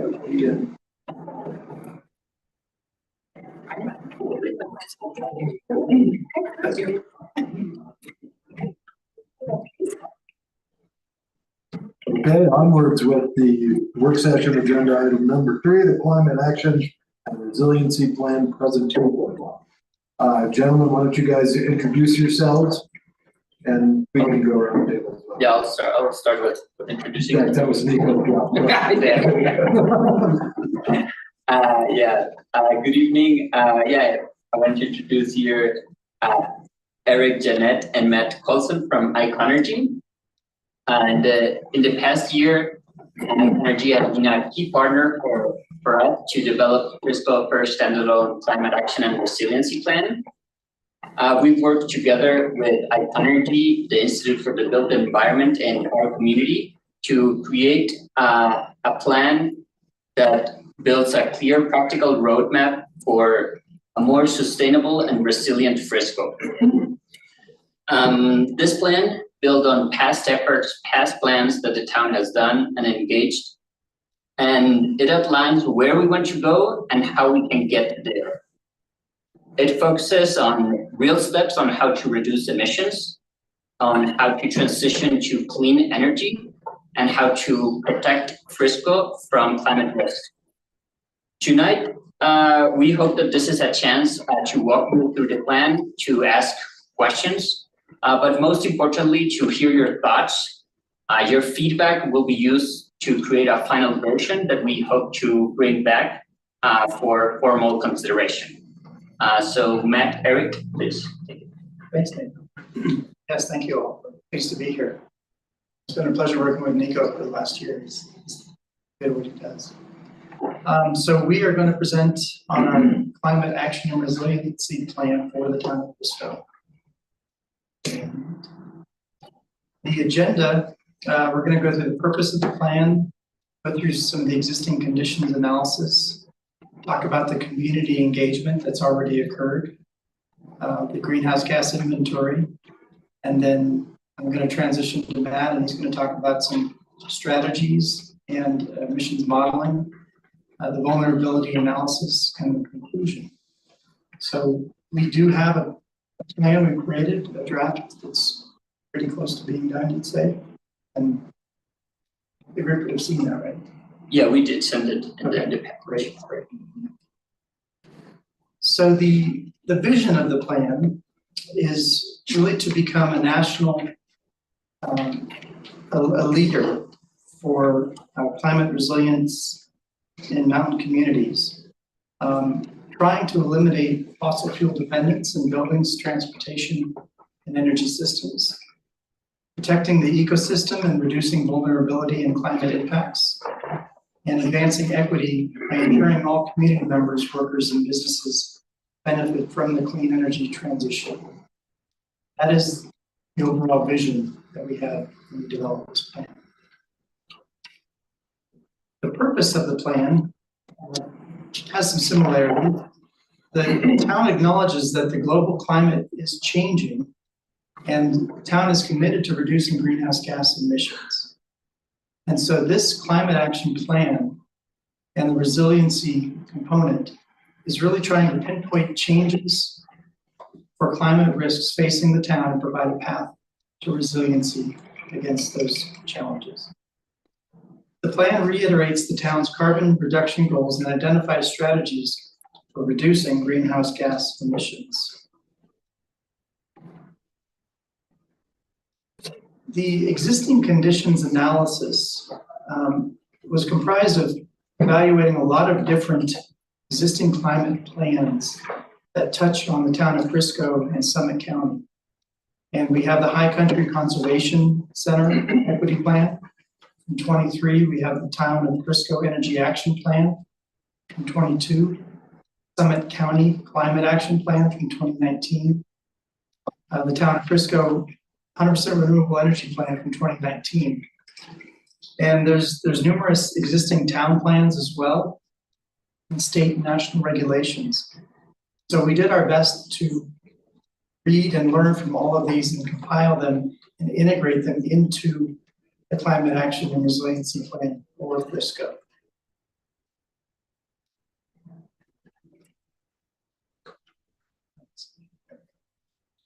We saw some of this actually in the earlier presentation. So this is the existing conditions analysis with the energy baseline, and the baseline for the Climate Action Plan is 2017 emissions, which is the pie chart on the left. And I'll call your attention to the blue and the orange, which is the buildings related greenhouse gas emissions. The upper blue that's darker is the residential electricity, and then the light blue is natural gas. The orange that's darker is the commercial electricity use, and then the lighter orange is commercial natural gas. And the natural gas is really one of the targets that we have, is how can we reduce natural gas use? That directly reduces our greenhouse gas emissions. The electric component is also based on our renewable technologies and the energy we get from the grid. So all in all, it's a comprehensive look at all of these greenhouse gas emitting areas that we're trying to reduce. And because it's a pie chart, there's always going to be a pie. It's just a matter of moving the components around and trying to reduce the ones that have the most GHG. Between 2017 and 2020, really the most noticeable difference was the on-road gasoline emissions, which is the yellow on the left. And 2020 being a COVID year is anomaly for us all, of course. But we do have later in the presentation the 2023 data as a comparison. Overall, the data hasn't been changing too much. We've got work to do. That's why we need a plan. So the community engagement aspect of it, this was led by the Institute for the Built Environment out of Colorado State University. And there were several sessions that were held in person and as virtual events, as well as an online questionnaire and survey. And there were nearly 400 participants in this process to get feedback and help identify priorities. The three main objectives that we had was to better understand community motivators and current behaviors, to look at the business's priorities and their perceptions, and to define the climate action and resiliency plan goals and strategies with Frisco community members. So the four overarching themes from the feedback we saw were assets and risks, renewable energy, infrastructure modifications, and motivators and barriers. And then we were able to roll this information into the plan as we created.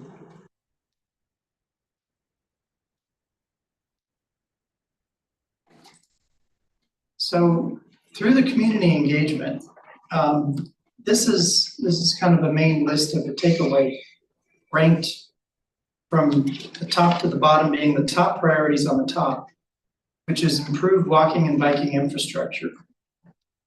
The next strategy was expand renewable energy. And we'll get into what that exactly looks like from the community to help us meet our goals.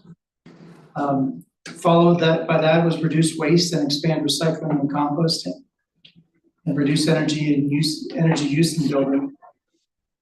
Improve disaster preparedness, safety, and resilience. Expand the adoption of electric vehicles. So these were kind of the main takeaways from that community engagement process. To note that these are golf scores, lower is higher. That makes sense.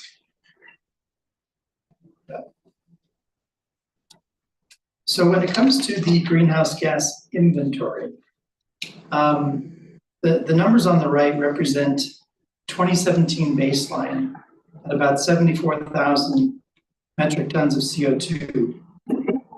And then we've got our actual emissions from 2020 at 60,000, 23 at 62,000, and then some of the milestones thereafter, trying to get us down to 2050 at a zero, that value.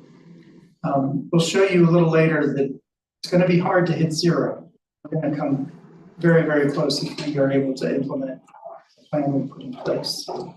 And the greenhouse gas inventory, scope 1 emissions, is really the emissions at the building, at the site, and predominantly identifies if there's natural gas or not, because natural gas has a high scope 1 emissions. Scope 2 is utilizing the electric grid and the makeup of the energy that we receive from the grid. And if that's renewable versus natural gas-based or coal-based, it's going to influence the scope 2 numbers. And scope 3 is really everything else beyond that, much broader perspective. Harder to get a handle on the scope 3 numbers. That's supply chain driven, and it's kind of less of the numbers of this evaluation because those numbers are a little more vague, if you will. But the real goal is aligning ourselves with the Science Based Target Initiative. That's an international program committed to reducing global GHG emissions in line with the Paris Agreement, try and limit the warming of our Earth to 1.5 degrees Celsius at our pre-industrial levels. And that system and development of this initiative is really how we've aligned ourselves in this climate action and resiliency plan. And so we'll get into that shortly. So, like I mentioned, this is the 2017 information that we have, 2020, and then 2023 data. Overall, there's not a drastic change as you look at this, but that's what we need to work on as a group. How can we really get rid of our natural gas use? How can we change our scope 2 emissions with the utility electricity that we receive? How can we improve efficiencies? How can we get ourselves into a net zero by 2050?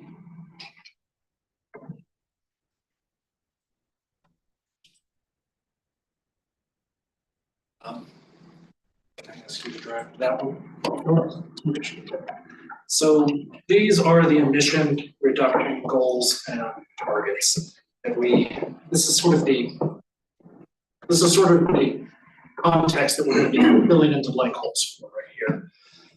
You were looking at the various sectors that we're discussing, seeing GHG emissions reductions in. Renewable energy, we're talking about dropping down about 21,000 metric tons just by using renewable energy. In part, that is expanding on existing solar and PV initiatives.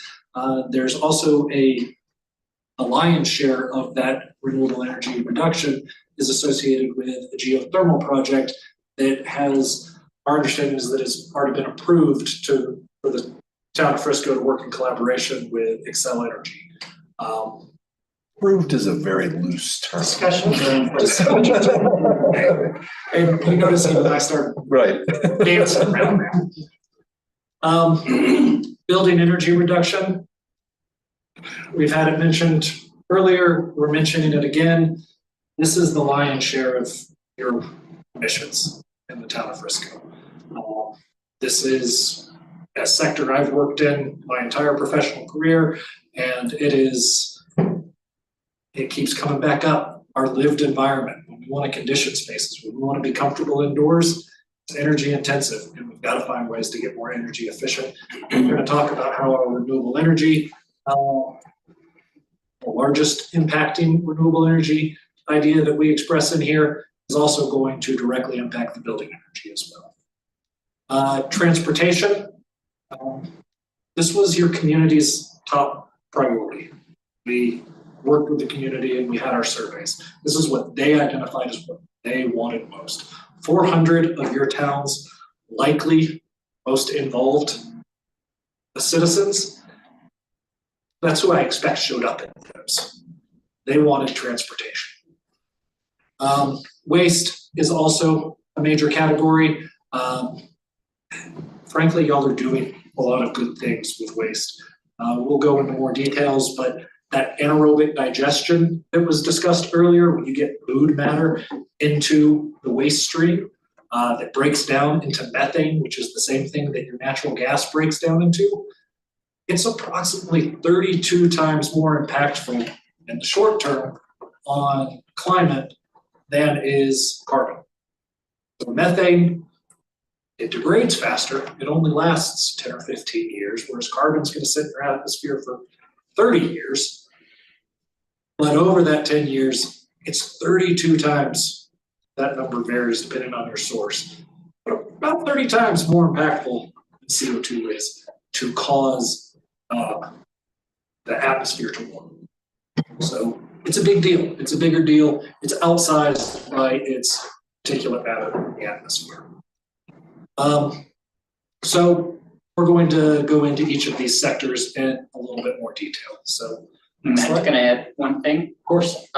These goals were not created through this process. These goals come from adopted plans that the town already had in place. That we just put them all together in one place and looked at them and said, how do we get there? Yeah, I mean, to that end, this slide I'm supposed to talk to you about the community and their involvement, but to Nico's point, we're talking about resolution 19-18, so in 2019, resolution 18, the adoption of the Summit County Climate Action Plan. 2022, there was resolution 30, the adoption of the Town of Frisco Energy Action Plan. That one, as was noted earlier, is in collaboration with Excel. We've got resolution 2421 and the all-electric municipal buildings policy.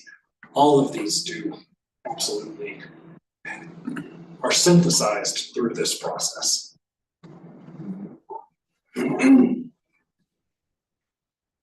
Now, here we are looking at some of these emissions reduction strategies in the renewable energy and that district geothermal heating system. You'll notice some of these are bolded throughout here. If you're looking at your heavy hitters for emissions reductions, ones that are bold are the heavy hitters. And that district geothermal is 10x more than any other bolded item you will see in the rest of this list. This is a deep bore technology. This is something that has been tested and applied in a handful of places, but it is a relatively novel technology. What they do is they would bore down a single borehole, so a very small footprint in your city, and go down approximately 2.5 miles. The firm is a company called Ever. Yeah, no, which is 2.5 miles. Yeah. Pretty deep. That's deep and it's hot. Yeah. Yeah. That's what you're looking for. Yeah. And that is what we in the industry call a useful heat. Useful heat is all about temperature difference. And the bigger that temperature difference, the more uses we can get out of it. 2.5 miles is just deep enough that they can technically generate electricity. That's not what we're recommending. We're recommending you put this on a geothermal loop for the town to use as a heating supplement. So when you start installing these cold climate heat pumps that lose efficiency pretty dramatically as you get down into the negative, into the 20 degree, down into the negative temperatures, which you'll see up here. this will give them a temperature differential that allows them to work at a higher efficiency. This will allow you to use heating systems that can do sidewalks, can be run underneath sidewalks and can provide hot water. There's an infrastructure cost there that isn't necessarily entailed in this, but there's a lot of supplemental ways that you can start to use this heat in and around the community. So this is the supplement instead of natural gas, which is currently used a lot with heat pump, air source heat pumps. And then, Right. yeah, Natural gas is kind of the backup. Right. For air source heat pump, because they lose their effectiveness when it gets cold. This would have heat year-round, 24/7 available. But that only, correct me if I'm wrong, it brings it up to say 55 degrees, and then your systems don't have to run overtime in order to even get it there. Correct? Is that kind of the idea behind? so the temperature that this is pulling out is right around 200 degrees, which is a pretty standard commercial temperature, touch below, for supply water out of the boiler system. Okay. And this is, When it comes in, it's at 200 degrees. The shallow geothermal that may be more used to is in the 50s to 60s kind of temperature range. And that's a different application of a geothermal solution. This is going deeper to tap into the hot. That's miles down. there is a current project going on at CU Boulder, and again, in association with Excel. There are a lot of people that are very enthusiastic about this. This is technology that is coming directly out of the oil and gas industry, repurposing that drilling knowledge to a very different effect. So they're doing this in Vail, correct? Did we learn that? They're doing the shallow ones, right? It's a shallow project. Which is also what CMU did Yes. in their CMU system. Yeah. Campus-wide. Shallow is widely adopted. It's a very well-known technology. And certainly it has a good use. It's more, we're recommending the deep well for the heating component. It's really important in this climate. How many do you drill? Depends on how big the project is. There's something that's just one for that. The ones that we were looking at, you get about, I don't know how much these metrics are gonna mean to you, but about 10 megawatts of heating power out of one borehole, which is wildly different from the shallow fields that you would see, which I'm used to talking about those at KBTUs and tonnage, and I'm not gonna be able to do the math in my head real quick, Those but are like 1 ton per well. If you've got a 3-ton residential unit, you might have 3 wells. And shallow. They have a different application. The shallow has its purpose, and we've used it for many years, and it's a good technology. This is a newer technology that shows really great promise for communities like this that are heating dominated. And so one well, 2.5 miles deep, and then there's like a loop system that goes to Yes. multiple Locations locations. that essentially feeds a. Yes. Yeah. that's the intent. And our That way you recommendation, don't need multiple 2.5 mile deep wells. Right?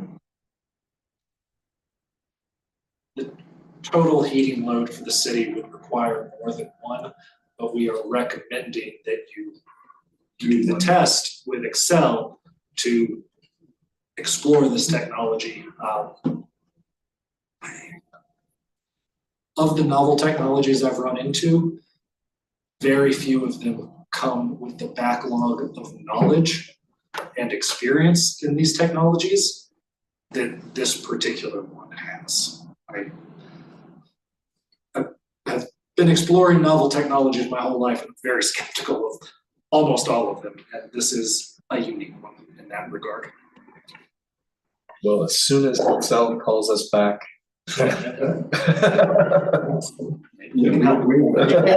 We're ready. We haven't really discussed this at all. No, it's all been really conceptual. Yeah. Up until this point. The other on here, I would assume many people are familiar with, but municipal solar photovoltaic installations.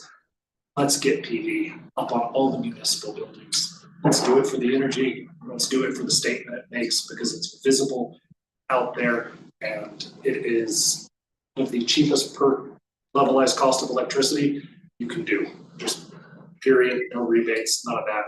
It's up there.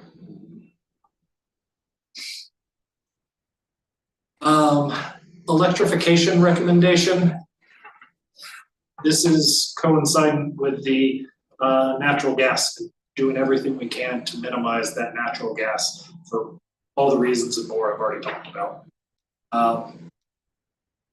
Equitable transition to electric cooking. This is something of a recommendation for the city to approach to help supplement the costs for installing induction stoves, especially for low-income people.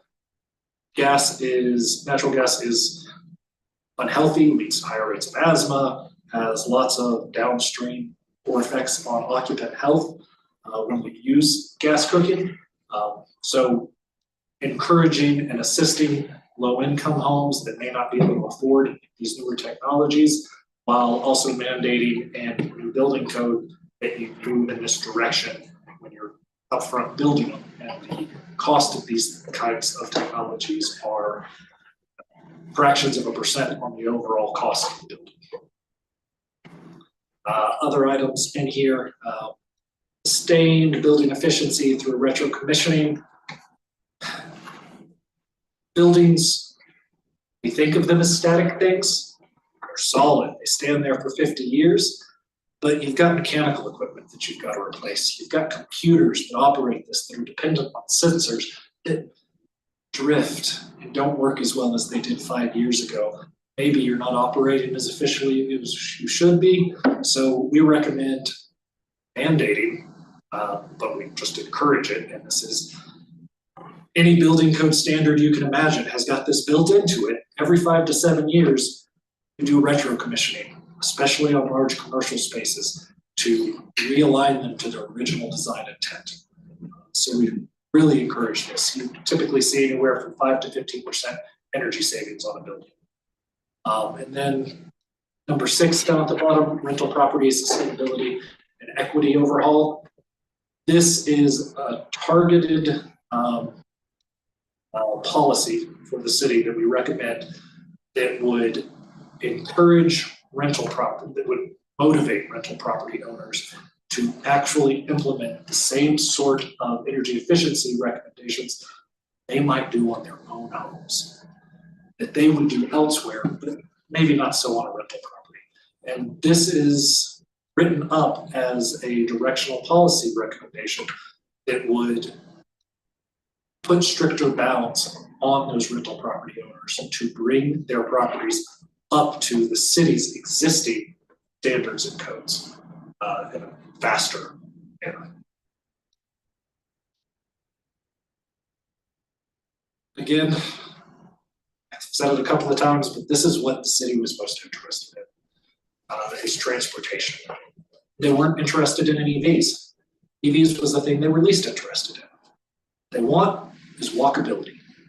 They want the ability to get around the town without having to get into a car. And 1, 2, and 3, public transportation options. We know that the town doesn't have direct control of that. We're aware of that. But you do have a voice in that conversation. And we strongly recommend using it. Strongly recommend using whatever levers you have to encourage adoption of further public transportation options. Winter cycling infrastructure and engagement initiative.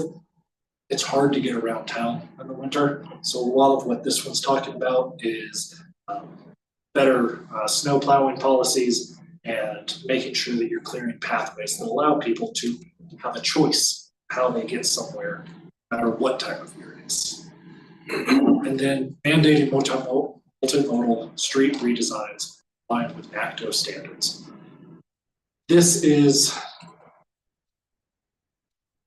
a policy standard that you can enact, and you can take it from an existing body of knowledge that has testable and well-designed solutions, and you can enact it as policy language.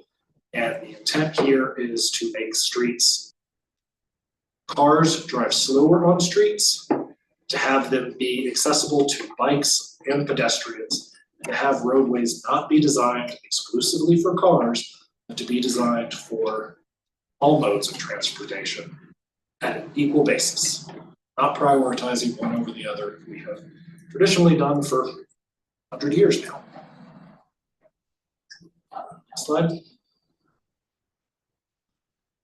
Composting programs, including yard waste and composting, making composting more accessible. I'm back to methane. Want to minimize methane.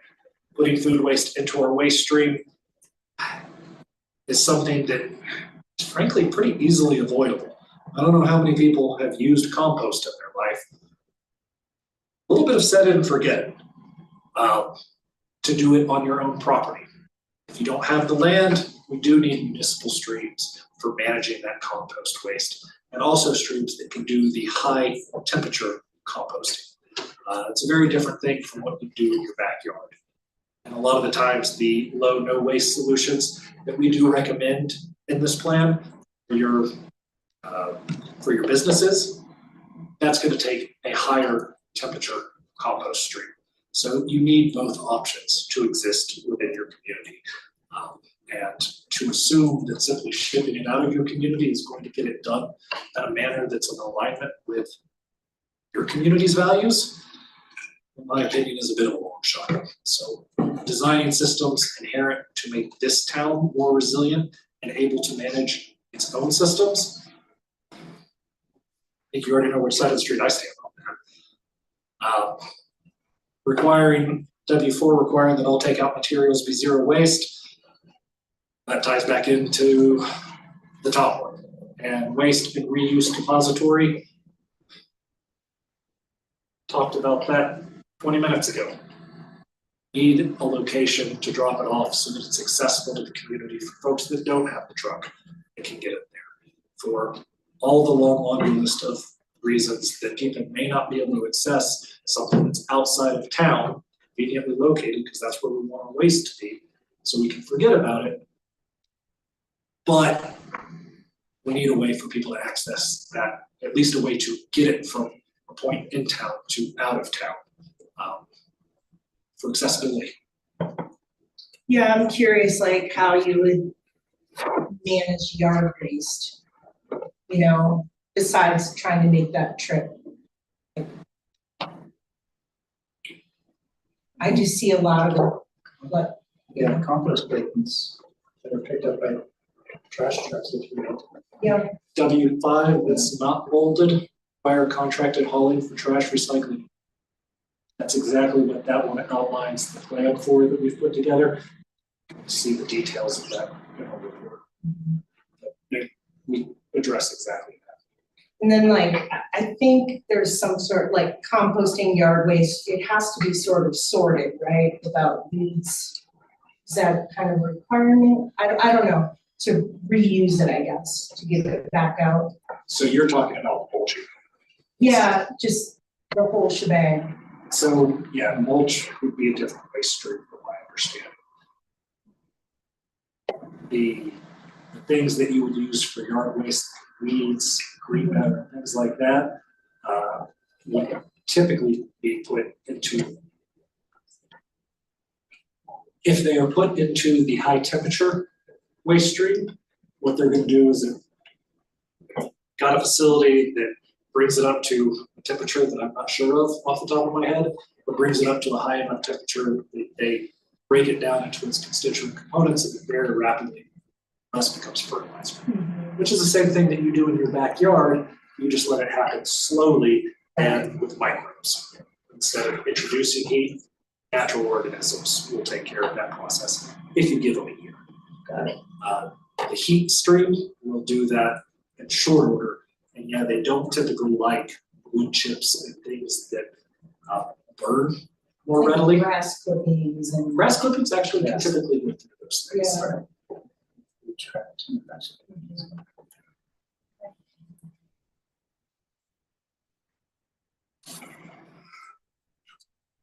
Can grass clippings go through the food stuff? That's what he's saying that. Today, I think today we Yeah, don't I have, didn't think so. Right now. because we don't have the system in place that Matt is talking about, like a heat stream. Our piles are outside. They do produce heat, but it's probably not the temperature that Matt is referring to. This would need a different system of processing. Yeah, well, it could be with For the- biodigesters, and I think there's other ways, even covering it. It like changes the temperature of the pile, but we don't currently have that waste treat in place. Good. Yeah, so I got them. Yeah, please. I have a quick question about weeds. Noxious weeds, we do not want to compost because their seeds will end up in the finished product. So weeds in general, and depending on how you define a weed, you know, like if it's a dandelion, fine, but if it's a known noxious weed in Summit County, we do not want that in the compost. We don't want to end up with weeds all over the place. How often do people bring that stuff to the scrap? You know, I don't know, it's a great question, and we can find out, yeah, because I mean, you know, the yard waste is accepted right now, but you do have to schlep it up there yourself. Got it. How do you assess that? How we said. How do you assess the noxious weed versus non-noxious weed? I mean, people would certainly need to know what noxious weeds are, but Summit County has a noxious weed program, so there's a lot of, if people access it, there's education online. We have like a real big problem with false positive, so. Yeah. This will, yeah. And I'll also just add that backyard composting is challenging in Summit County because to actually make compost, you need your greens, your food waste plus a mixture of yard waste. So like for example, I don't have a lot of yard waste at home. So for me to do a backyard composter, it would rot if you just have food alone. You need a mixture of things. Also, we have the wildlife issue. So backyard composting is possible, but it just takes a little bit more finesse up here. I appreciate that insight, and I apologize if I misspoke about the programs that are up here. I have to admit, that is not my area of expertise on this particular report. Luckily, have them in the room. Yeah, thanks for letting me. Thank you. Natural environment, this offers no emissions reductions. We don't say it does. We didn't calculate any for this. This is about making your town a greener, healthier, more desirable place to live. And ties in with dark skylighting, replacing turf grass with native plants. Down in Denver County, I would love y'all to come check out my Zero Escape Front Lawn that I'm working on. But those sorts of things, I really recommend. I don't have to water it. It's wonderful. And having things that encourage a little community around my yard, by community, I mean the bees and I don't mind the bugs. I keep them out of the house. That's fine. But I like seeing them crawling around out in the yard. It feels different to me. I like it. I recommend it. And especially in community areas, there is a huge financial incentive as well, because you don't have to pay for water anymore as a community. You can remove that as a burden on your taxpayers. What incentives do we currently have to help people switch to like a native plant or zero escaped property? You look eager. I have thoughts, but most of mine are based on Denver County, so I would like you to. Yeah, so when Heather was chatting about the turf replacement program, that is offering incentives, and it's the grant funding we have from the Colorado Water Conservation Board for this year and next year is to help us figure out what is the appropriate incentive level, like do we do it on a per square foot basis?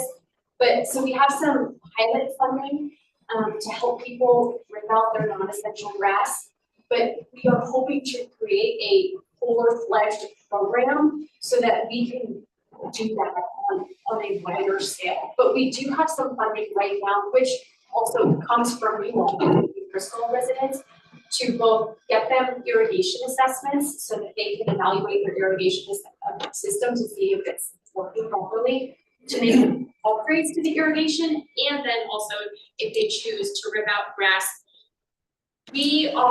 Certainly people could do, like, when you think of xeriscaping and you think of like Vegas and the rocks and what that looks like, but we also have landscape plans for free on our website. Yes. To help people figure out what are the native and low water plants that will thrive in Summit County on minimal water. If they want to hire a landscaper, then we can, if they're ripping out grass, we can rebate that to help them pay for that project. Or if they're doing DIY, they can look at the landscape plans.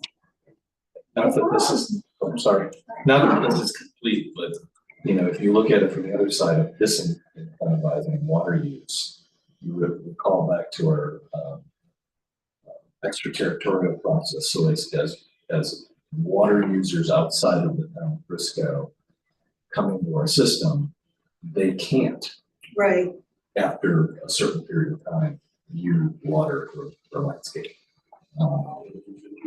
And as we go through water rate studies over the next 6 months, that probably will, I don't know if that discussion will go on, but, you know, related to our water use plans, we wanted to work on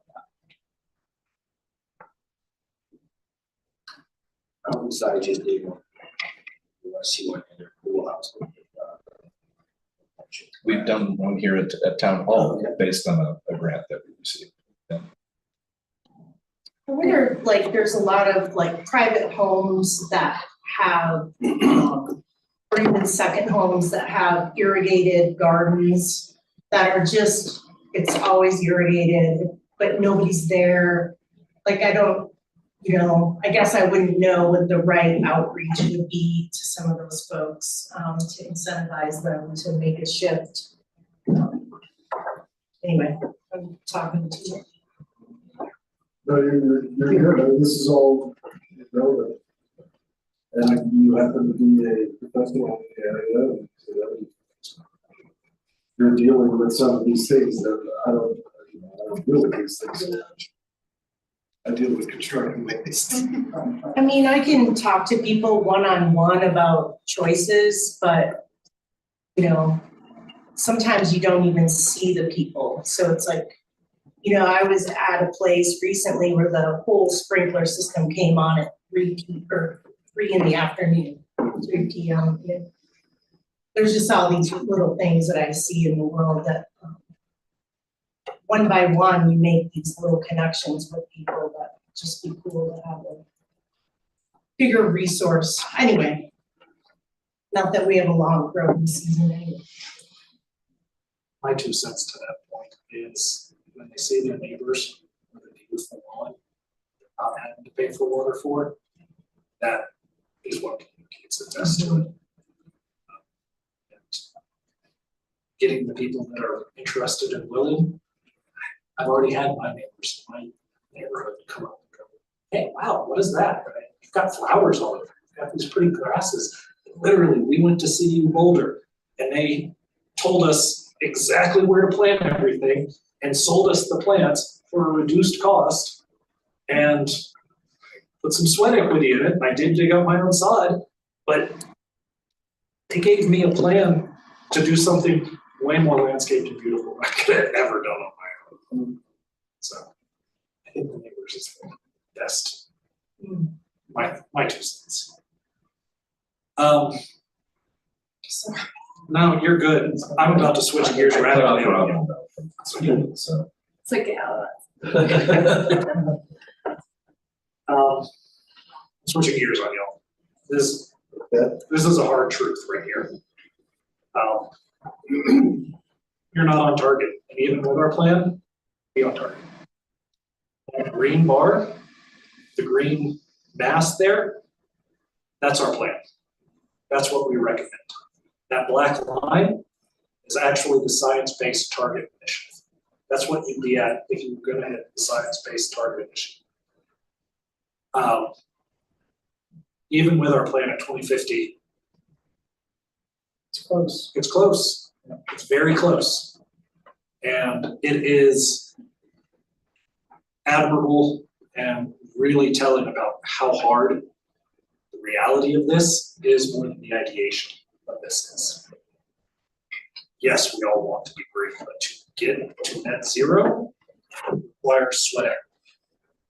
Going to be hard.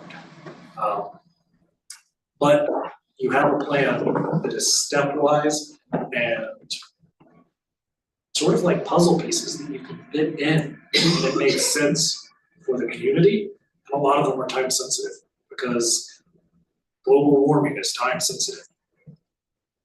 But you have a lot of pieces in this that you can move around and work with your community on to make a reality. And this is what it looks like if you implement all of them in this plan over the next 25 years. And the blue part of that is the business as usual because the utility grid is getting better. If you do nothing, you'll follow the blue shape area. Which is primarily what the rest of the country can do. Yeah. It depends on the community. It really depends on the politics. Yeah. No. There's a lot of local politics involved. It's, that federal, you know,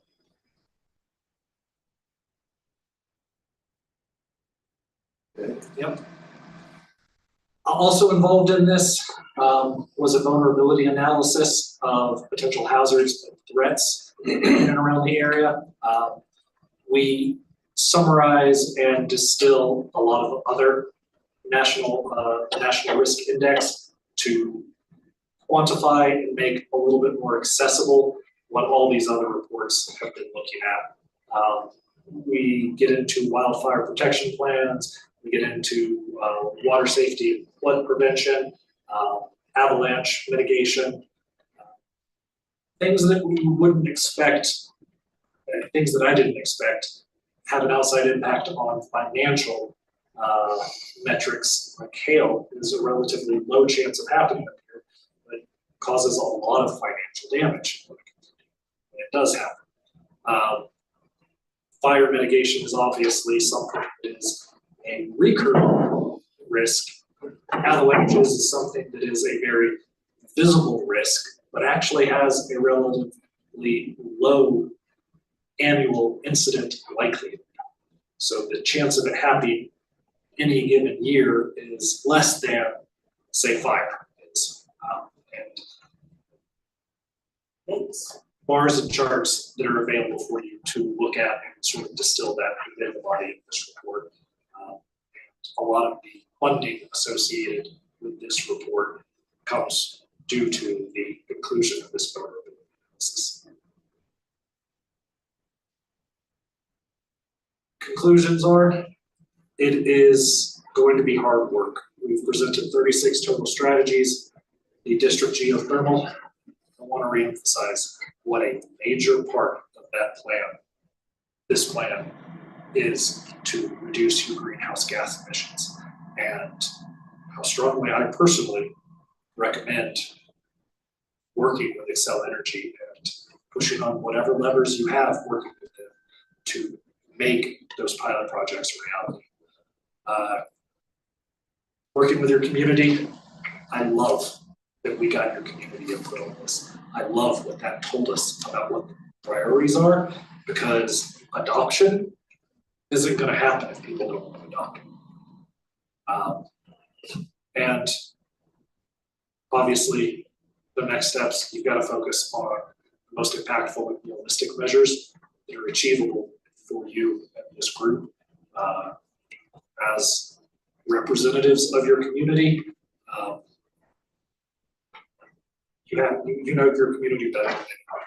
You have to be able to use that and apply our engineering mindset and recommendations to what is actually implemented here in your community. wonder, it's the district geothermal heating systems.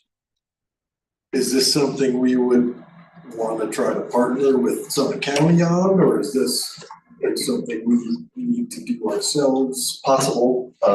So Excel had I don't know what the exact program is, but it has to do with their PUC filings that are going on right now that will encourage the change of using natural gas to other forms of energy.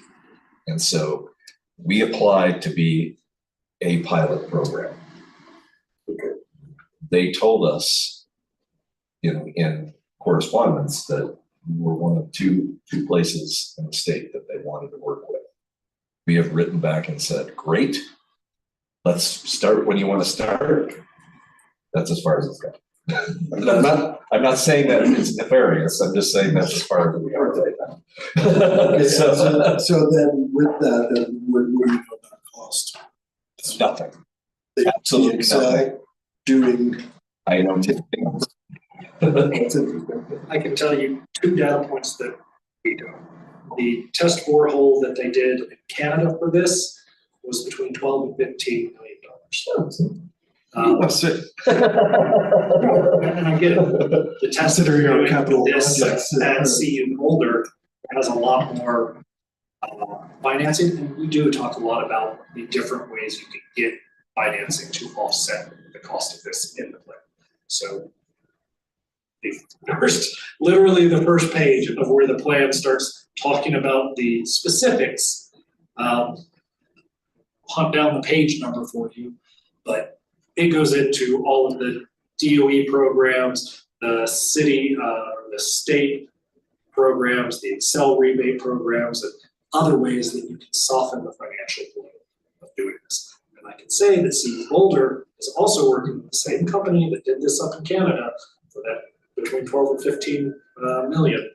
And they are doing a project as a test project at CU Boulder for $700,000. I don't know the logistics of how they're offsetting the other costs, but that's the money that CU Boulder put up. I mean, by Excel initiating this with us, they know what they'll come and talk to us about what our abilities are from the standpoint of financing steps if we get that. And or what the ask is. Yeah, I mean, we just need to know a lot more before. Well, just considering our position with finances and capital projects at this point, we're surveying out to ask people if they're willing to raise taxes for us to do more capital projects. We're basically don't have that kind of money for this kind of project. But if Excel is looking to come in and pay for a lot of it, then, maybe 700 grand would be worth doing.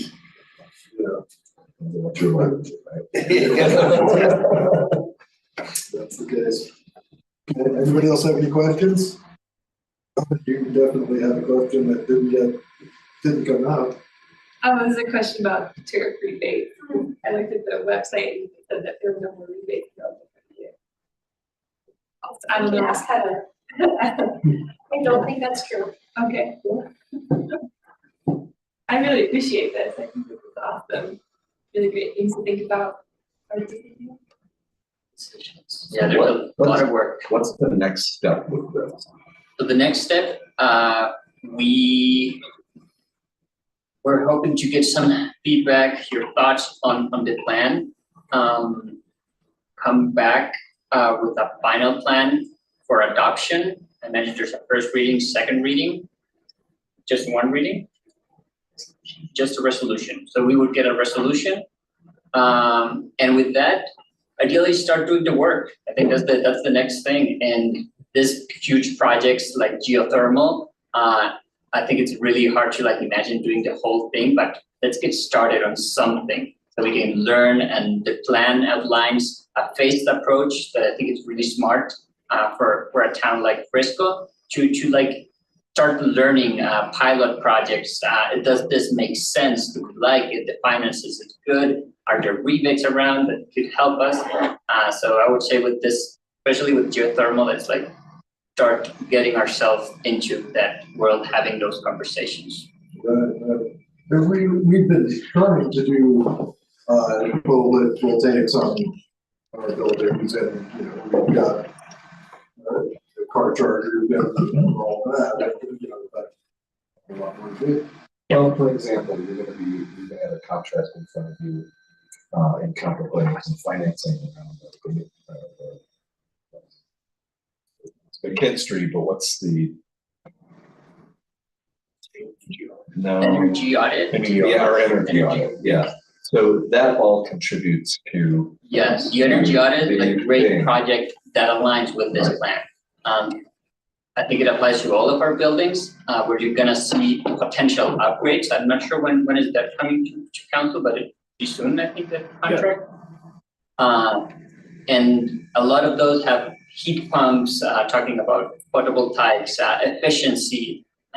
So I would say that project, it's a really important one, that aligns with this plan. Like, the natural next step, I would say.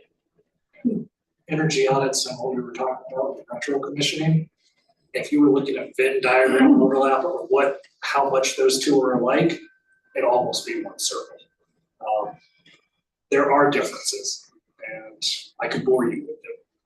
Curious, let me know, but they're very similar.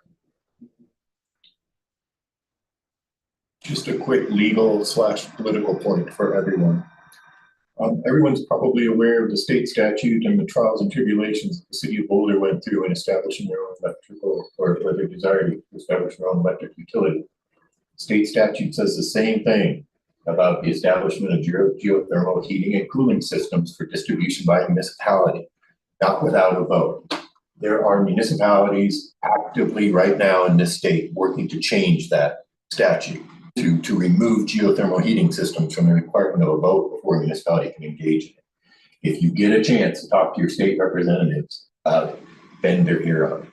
There's, like I say, there's a number of municipalities who have been, Vail's one of them. who've been stymied in their efforts in this regard. The industry has pushed back. We came very close on behalf of Hayden, and it got shot down out of committee at the last minute as a result of industry opposition. For frankly, no good reason, because the industry isn't busy out exploring, largely speaking, exploring geothermal projects. So it doesn't seem like, you know, we'd be undue competition. But nonetheless, if you get a chance, there's a big legal impediment right now. Tell your state representative that it needs to go away. I would also advocate, I think I saw that IECC 2018 is your current energy code. And we're at 24 now, 2024, so that's one more thing. They're gonna be dealing with that this year too. Coming next. That's Municipality or you could. And that's why there's, 30-some of the measures in here. Just try to do as much as you can, as soon as you can, but know that maybe I'm not gonna get to this one this year. Let's look at it next year. But they're all kind of there. So. I guess I would probably rely on you, Nico, to be coming forward and saying, you know, these are realistic and this is what we should be trying to do. Yeah, I feel it would be useful from my side to have a session around how do we prioritize in reality with a budget, these strategies, if we want to go forward with them. And seeing a retreat. like a retreat, that's exactly where my mind is going. I think that would be valuable for me to be able to feel supported and know like, okay, I proposed, advised this one's for the next year, but I do have support. So when it comes to do the work, it makes sense and we're aligned. Yeah, that's great. And as you know, we are challenged with funding that way. So, yeah, it's good to figure out how we can do it. I would say, you know, I guess we should go around the tables like this is something you're interested in pursuing, you know, as we're doing this, right? So I mean, that's probably one of the main things also, because we're a different council now than we were when all of this really started, you know. So Are we thumbs up? What's Are you what's the thumbs down? feeling? Yeah, does anybody? Oh, yeah. Yeah. Yeah, support it. That's Yeah. great, great to know. Good to know, yeah. Yeah, great. All right, that's great. Thanks. Thank you, Matt. More to come. Thank you. Thanks, Ian. Thank you. Yeah. We are gonna break down. Geez, that geothermal information was down. Sorry.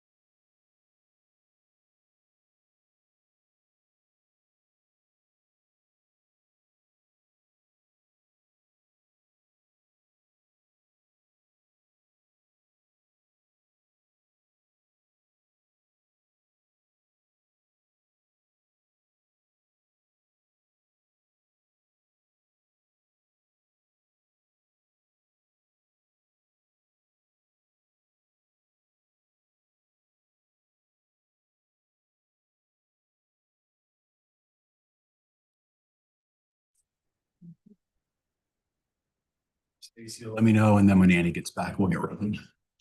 You're ready when you're ready. Thanks.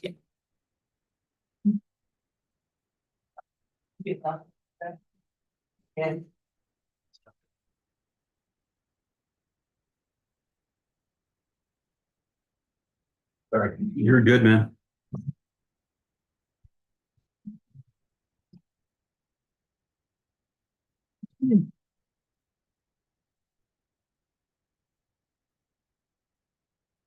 Great. Hi, everybody. It's 7:01. It's time to start the regular meeting of the Frisco Town Council for June 24th, 2025. And with that, can we have a roll call, please? Here. Here. Here. Scripcheck Adrian, Here. Gibby, Here. Ryan, Here. and Wolf. Great, thank you, Stacy. I'll now open the floor to public comments. This public comment time is reserved for items that do not have a public hearing later on the agenda. If you plan to comment on an item that appears later on tonight's agenda, please wait until the item is announced and public comment is requested at that time. State your name and address for the record, be topic specific, and limit comments to 3 minutes or less. No council action is taken on public comments and council meetings.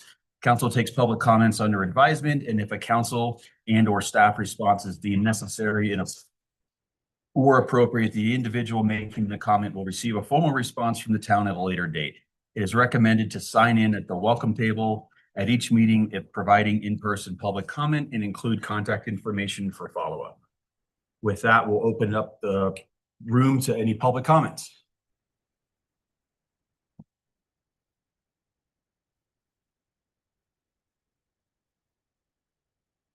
Good evening. My name is Mary Waldman, 261 North 6th Avenue, Frisco. I'm here to share my concerns regarding the recent survey seeking input on a proposed tax increase to fund a wide array of capital projects. I respectfully urge the town council to postpone any tax increase on the November ballot. As a longtime resident and a small business owner in Frisco, I am deeply concerned about the discussion of raising taxes in this current economy. Now is not the time to add burden to our local climate. Frisco's tourism economy is already under pressure and showing signs of strain. Enough to make today's Summit Daily's online version headline. Short-term rental bookings are declining. Visitors are becoming more cost-conscious, and local businesses are working harder than ever to keep customers walk through their doors. Broader economic and social uncertainties, both locally and nationally, are impacting small businesses and travel behavior. Adding new tax burdens now could further destabilize our local economy. Moreover, the proposed capital projects, while potentially beneficial to our town in the long term, are primarily funded through the general fund. None have been presented as urgent or critical, nor are they likely to significantly improve residents' day-to-day quality of life today.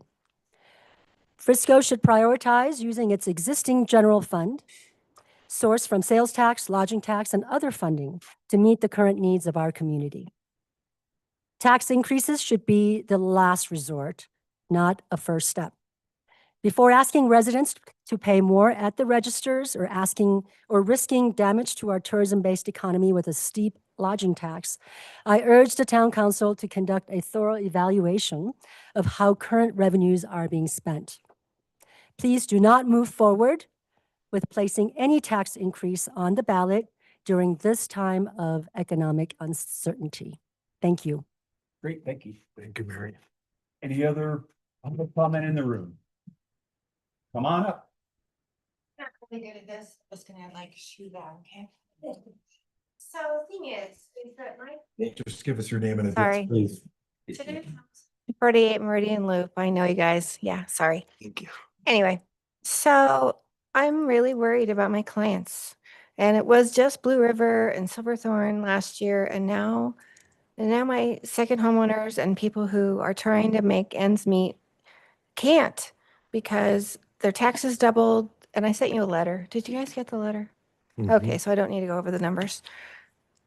they can't live here anymore. And I don't know if you are planning this this thing, but we are going to be losing these people and getting Vail people, and because we're going to get people that can afford to live here without renting their properties because of what we've done with STR.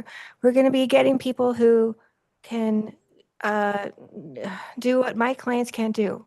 And so I'm not against change. I'm really not, dear God. However, I am pleading with you to not increase my clients' expenses because their property taxes doubled 2 years ago. And now I'm fighting against the assessor for another. Their property insurance, oh my God, tripled and is going up again 16.9%, you guys. They can't live here. They can't keep their houses. You know, I feel like maybe, I'm just guessing here, they were kind of against STRs a little bit, tiny bit. But these are not STRs, actually. They're just people who are trying to use their homes that wanted to live here, and they can't because they can't afford it. So I'm just begging you to wait. This is not the year. Are you kidding? Trumpsterville, we are not in a climate where we should be doing anything. We should just be coasting and making our money and thanking God that we have it. And then next year, maybe we can do it. But right now, it's not the time. Thank you. Great. Thank you very much for coming. It makes a difference. Any other public comments in the room? Come on up. Good evening. My name's Nate Hill. I live at 100 Basecamp Way. I'd like to talk about de-restricted properties a little bit, real short. Lotteries seems how the council's going. I'm kind of opposed to lotteries. I think that if you spend years and years developing community and building relationships out here, if someone chooses to sell a property to you, they should have that right too. Seller's choice or a wait list, at least seller's choice, give it a certain amount of days. If no one's qualified or interested, then go to lottery and do things that way. Working in Summit County, restricted property, that's the fundamental requirement for most of the restricted properties, right? And I believe so. There are, believe it or not, a fair amount of people who own restricted properties in Frisco who do not work in Summit County. I know every year there is a questionnaire sent out, yes or no questionnaire. Do you work in Summit County? Yes. Okay, good. You get to, things continue as they are. I'm asking the town to perform an audit on all owners of restricted properties to ensure they actually still work locally. I don't care about income caps and all these other things, but do you still work in Summit County? And if you're not, then what will the town do if they find someone who's not working locally anymore? The purpose of de-restricted housing, I believe, was to allow people who are employed locally, the opportunity to buy a house in an environment where they would otherwise not be able to. That's the point of that. So any kind of, what's the word I'm looking for? Taking advantage of that, the town, I'd like to see what the town would do if that's found. Sorry, I wrote this down. Seems like there's some contention. People think that their house should be worth more, or maybe that should be the case after years of adjustment, looking at adjustment. But there are plenty of people who would be willing to abide by current restrictions, willing to take their place if they don't think that working locally is too important anymore, or the hindrance, which is, I think, what the restrictions are meant to be, is a restriction. There's plenty of people who are looking for an opportunity to own here. That's all I've got. Thank you. Great. Thank you. Thanks, Nate. Any other public comments in chambers? Any online? Yes, there's one online. Alex Beach, go ahead. Hello? Can hear You guys you. hear me? Sweet. sorry I wasn't able to make it tonight. I'm at work, which is why a lot of people in my demographic aren't able to attend public meetings because we all have lots of jobs. So calling in from work. Sorry, the cell service at the marina is not always great, so I apologize if you can't hear me. I just want to highlight two things tonight. One, the big question with the deed restricted housing covenant is, are they supposed to be kept affordable in perpetuity for the working local, or should they be a vehicle for wealth creation or mobility? That wasn't the fine print when these people first bought their houses. It was the headline, right? You knew what you were getting into. You knew that your house was capped. You knew the appreciation was capped. You got a discount getting in and got a beautiful house in the most desirable working neighborhood in the county. That should be enough. Now they wanted extra money on the back end when they sell, and I don't think that's fair. They knew what they were getting into. The other day I was riding my bike through the Pequot neighborhood, and there were 3 separate families packing up their decked out Mercedes Sprinter van to go on a camping trip. It's like, those are $100,000 cars. You're not building wealth off your house there, but you're building wealth in other ways. When you have $1,000 mortgage in a 3 or 4 bedroom house, when plenty of us in town, are paying $2,000 or $3,000 a month for a 1-bed condo, like, you're building wealth in other ways. You might not be getting it on your house, but you knew the deed, you knew the words, you knew what was going on before you bought that property. So that's one. The second is, again, I want to talk about a part of the lottery that I think is overlooked, some negative externality in that. So for example, I got a call last week from the Housing Authority on a lottery that took place like 3 months ago.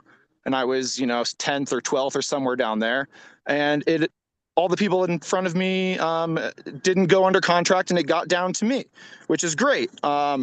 I'm fortunate enough that I'm closing on a condo here in Frisco on Thursday, so I did not take that property. However, had I been under different circumstances, I would have jumped on that in a heartbeat. That was a 4-bed, 4-bath, 2-car garage, full family house in my budget that I don't need that much space. That should be going to a working family in this community. They need that. There's families that desperately need that kind of space. But that was in my budget. I wouldn't need a roommate. I would have bought that because under the lottery system, if that's the only way you can purchase a house in this community, then I would have taken it, because who knows when my next opportunity would have turned up. And then we would have been misallocating our precious housing resources. We'd have a 4-bed house going to a single bachelor, and not to one of our many families that desperately need that kind of space. So that's just one issue with forcing everybody to go to lottery that is going to cause some issues. We're not allocating those resources very well. If we were at a wait list system or allowing the seller to choose their buyer, that family is going to sell to another family, right? They're not going to choose me, the single bachelor, to buy their house. They're going to give it to a family with some young kids who need that space. So again, the lottery is not the way we should be allocating. And thank you Mr. guys. Beach, Have we're a over great night. 3 minutes. Great. I got to go back to work. Thank you guys. Thank you for your time. Any other comments online? No, Mr. Mayor. And I'll check again, any further in chambers? No further public comment. I'll close public comment and open up mayor and council comments. Visitor center looks good today. Went out. Looks really nice. Good job. Yeah, I agree. The visitor center looks good. And last Thursday, I went by the concert in the park, and it was the largest crowd I'd ever seen. So that was very impressive. And thanks to staff and all the folks that were out there working it. That's what I have. Any other comments, folks? Great. With that, I'll close mayor and council comments and open it up to the town manager for any staff updates. Just a couple of things. The NHP, their bond sale for the 602 Galena project happened today, and it came out extremely favorable for them. And that will close next Wednesday. So that's really good news. So they'll be financed to move that project forward and begin construction immediately. As well, you had the monthly finance report in your packet for the month ended on May 31st. There's been a lot of talk in the community about the trouble that other communities are having with sales tax growth and those types of things. And I'm not saying we're flush by any means, but our sales tax year over year is performing better than the other communities. And I just wanted to mention this report because it gives the council and the public a way to track that from a month-to-month basis, as we do as staff, and just to see how our health is. And again, not flush, it's not meeting what we've budgeted for revenue growth, but it is better than the previous year in several areas. So. Great, thanks, Tom. All right. With that, we'll close manager and staff updates and move on to the consent agenda. I'm not aware of any changes to the consent agenda since it was posted. With that, I would entertain any discussion or a motion. Mr. Mayor, I move to approve the consent agenda. Second. We have a motion and a second to approve tonight's consent agenda. Please call the question. Yes. Lincoln, Yes. Yes. Kitty, Yes. Goldstein, Held, Yes. and Skrupchak Adrian. Yes. Thank you, Stacy. With that, we'll move on to our first item on the agenda this evening, which is going to be new business, for which we have a resolution. This is a resolution for the Frisco Town Council affirming the value of public land and opposing the sale of federal public lands as proposed in the current congressional budget bill.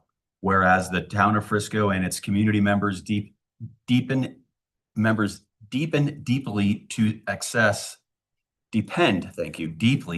on this access to federal lands for our outdoor recreation, tourism, environmental health, and overall quality of life. And whereas the current version of the draft bill makes over 258 million acres of public land eligible for sale and requires the Bureau of Land Management and U.S. Forest Service to sell at least 2 million acres of Forest Service and Bureau of Land Management lands in 11 Western states over the next 5 years with expediency and without state, local, or community input. And whereas eligible land includes areas in and adjacent to the town of Frisco, including the Frisco Peninsula, North 10 Mile, parts of the Frisco backyard, and whereas this bill would prioritize selling land that is adjacent to existing development and infrastructure directly threatening public lands most accessible and frequently used by Coloradans for hiking, biking, camping, skiing, hunting, and other recreational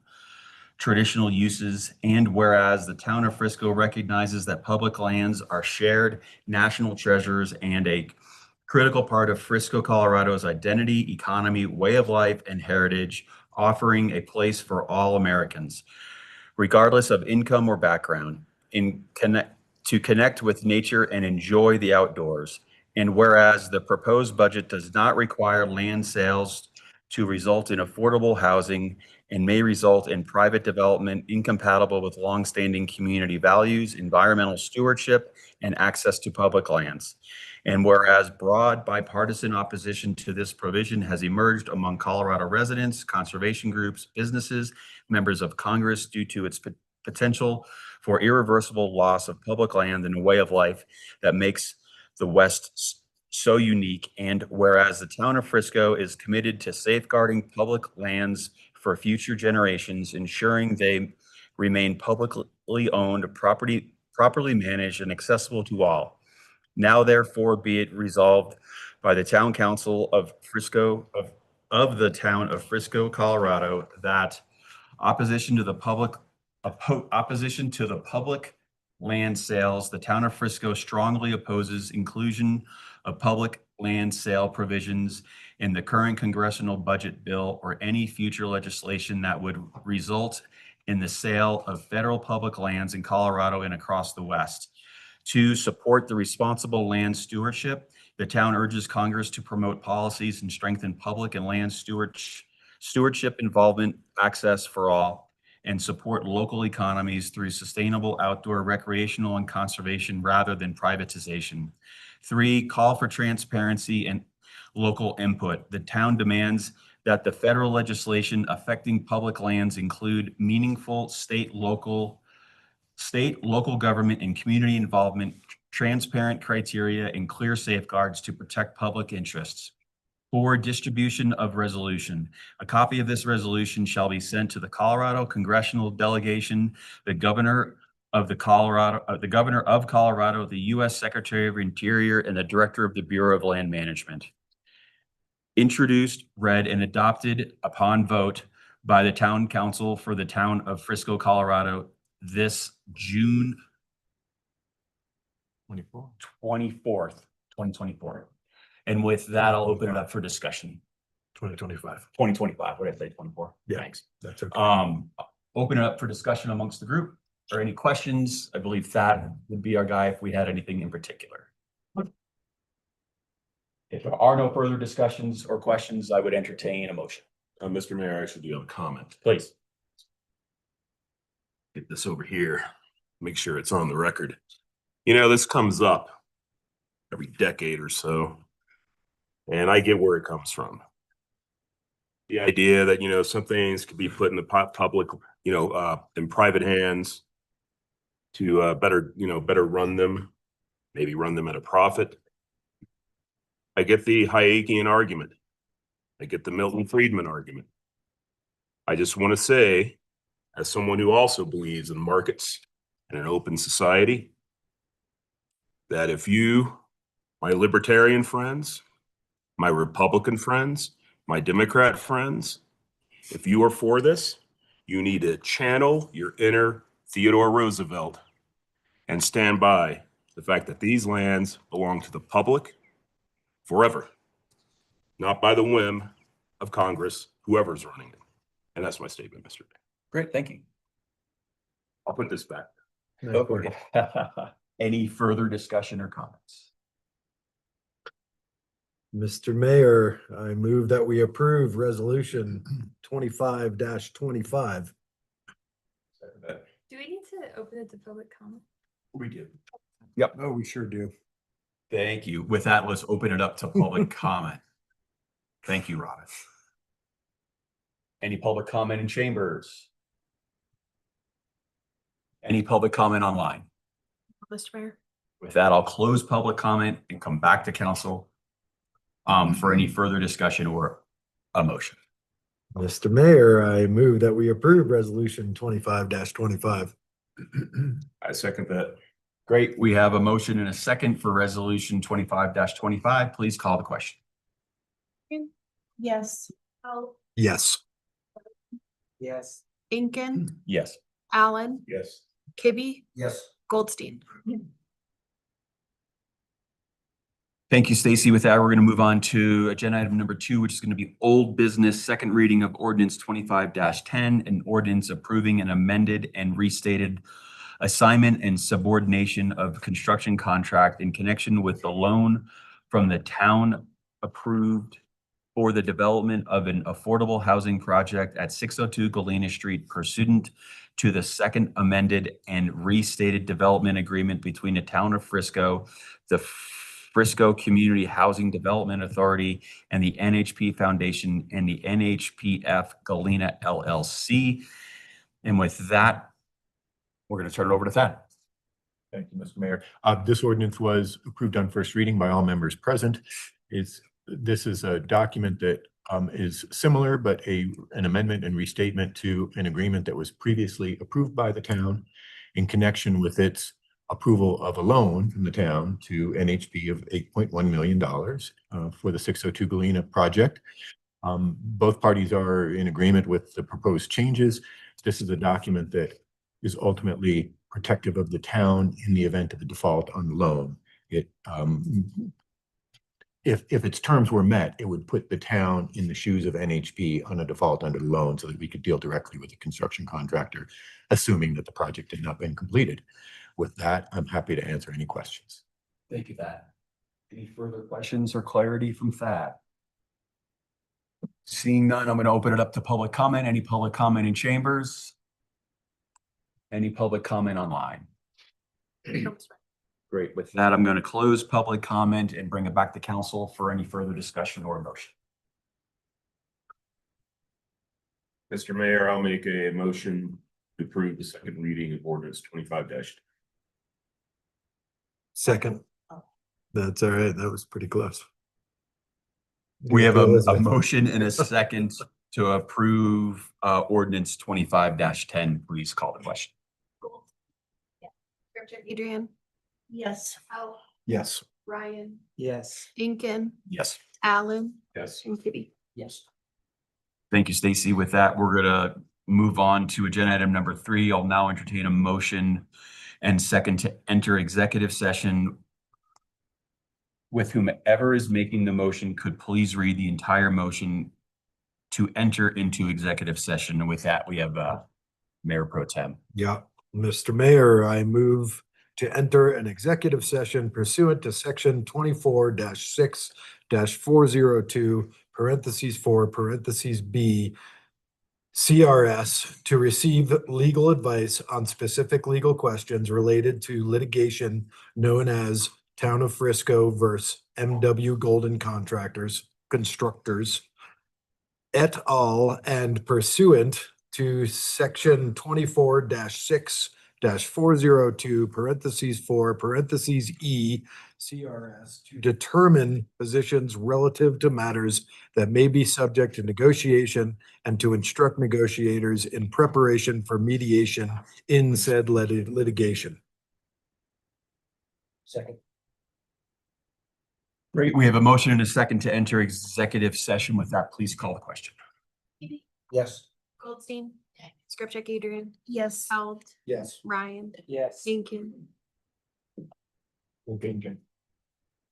Yes. Did I hear that wrong? And Alan? Yes. And yes. Great. Thank you, Stacy. With that, we're gonna adjourn and go into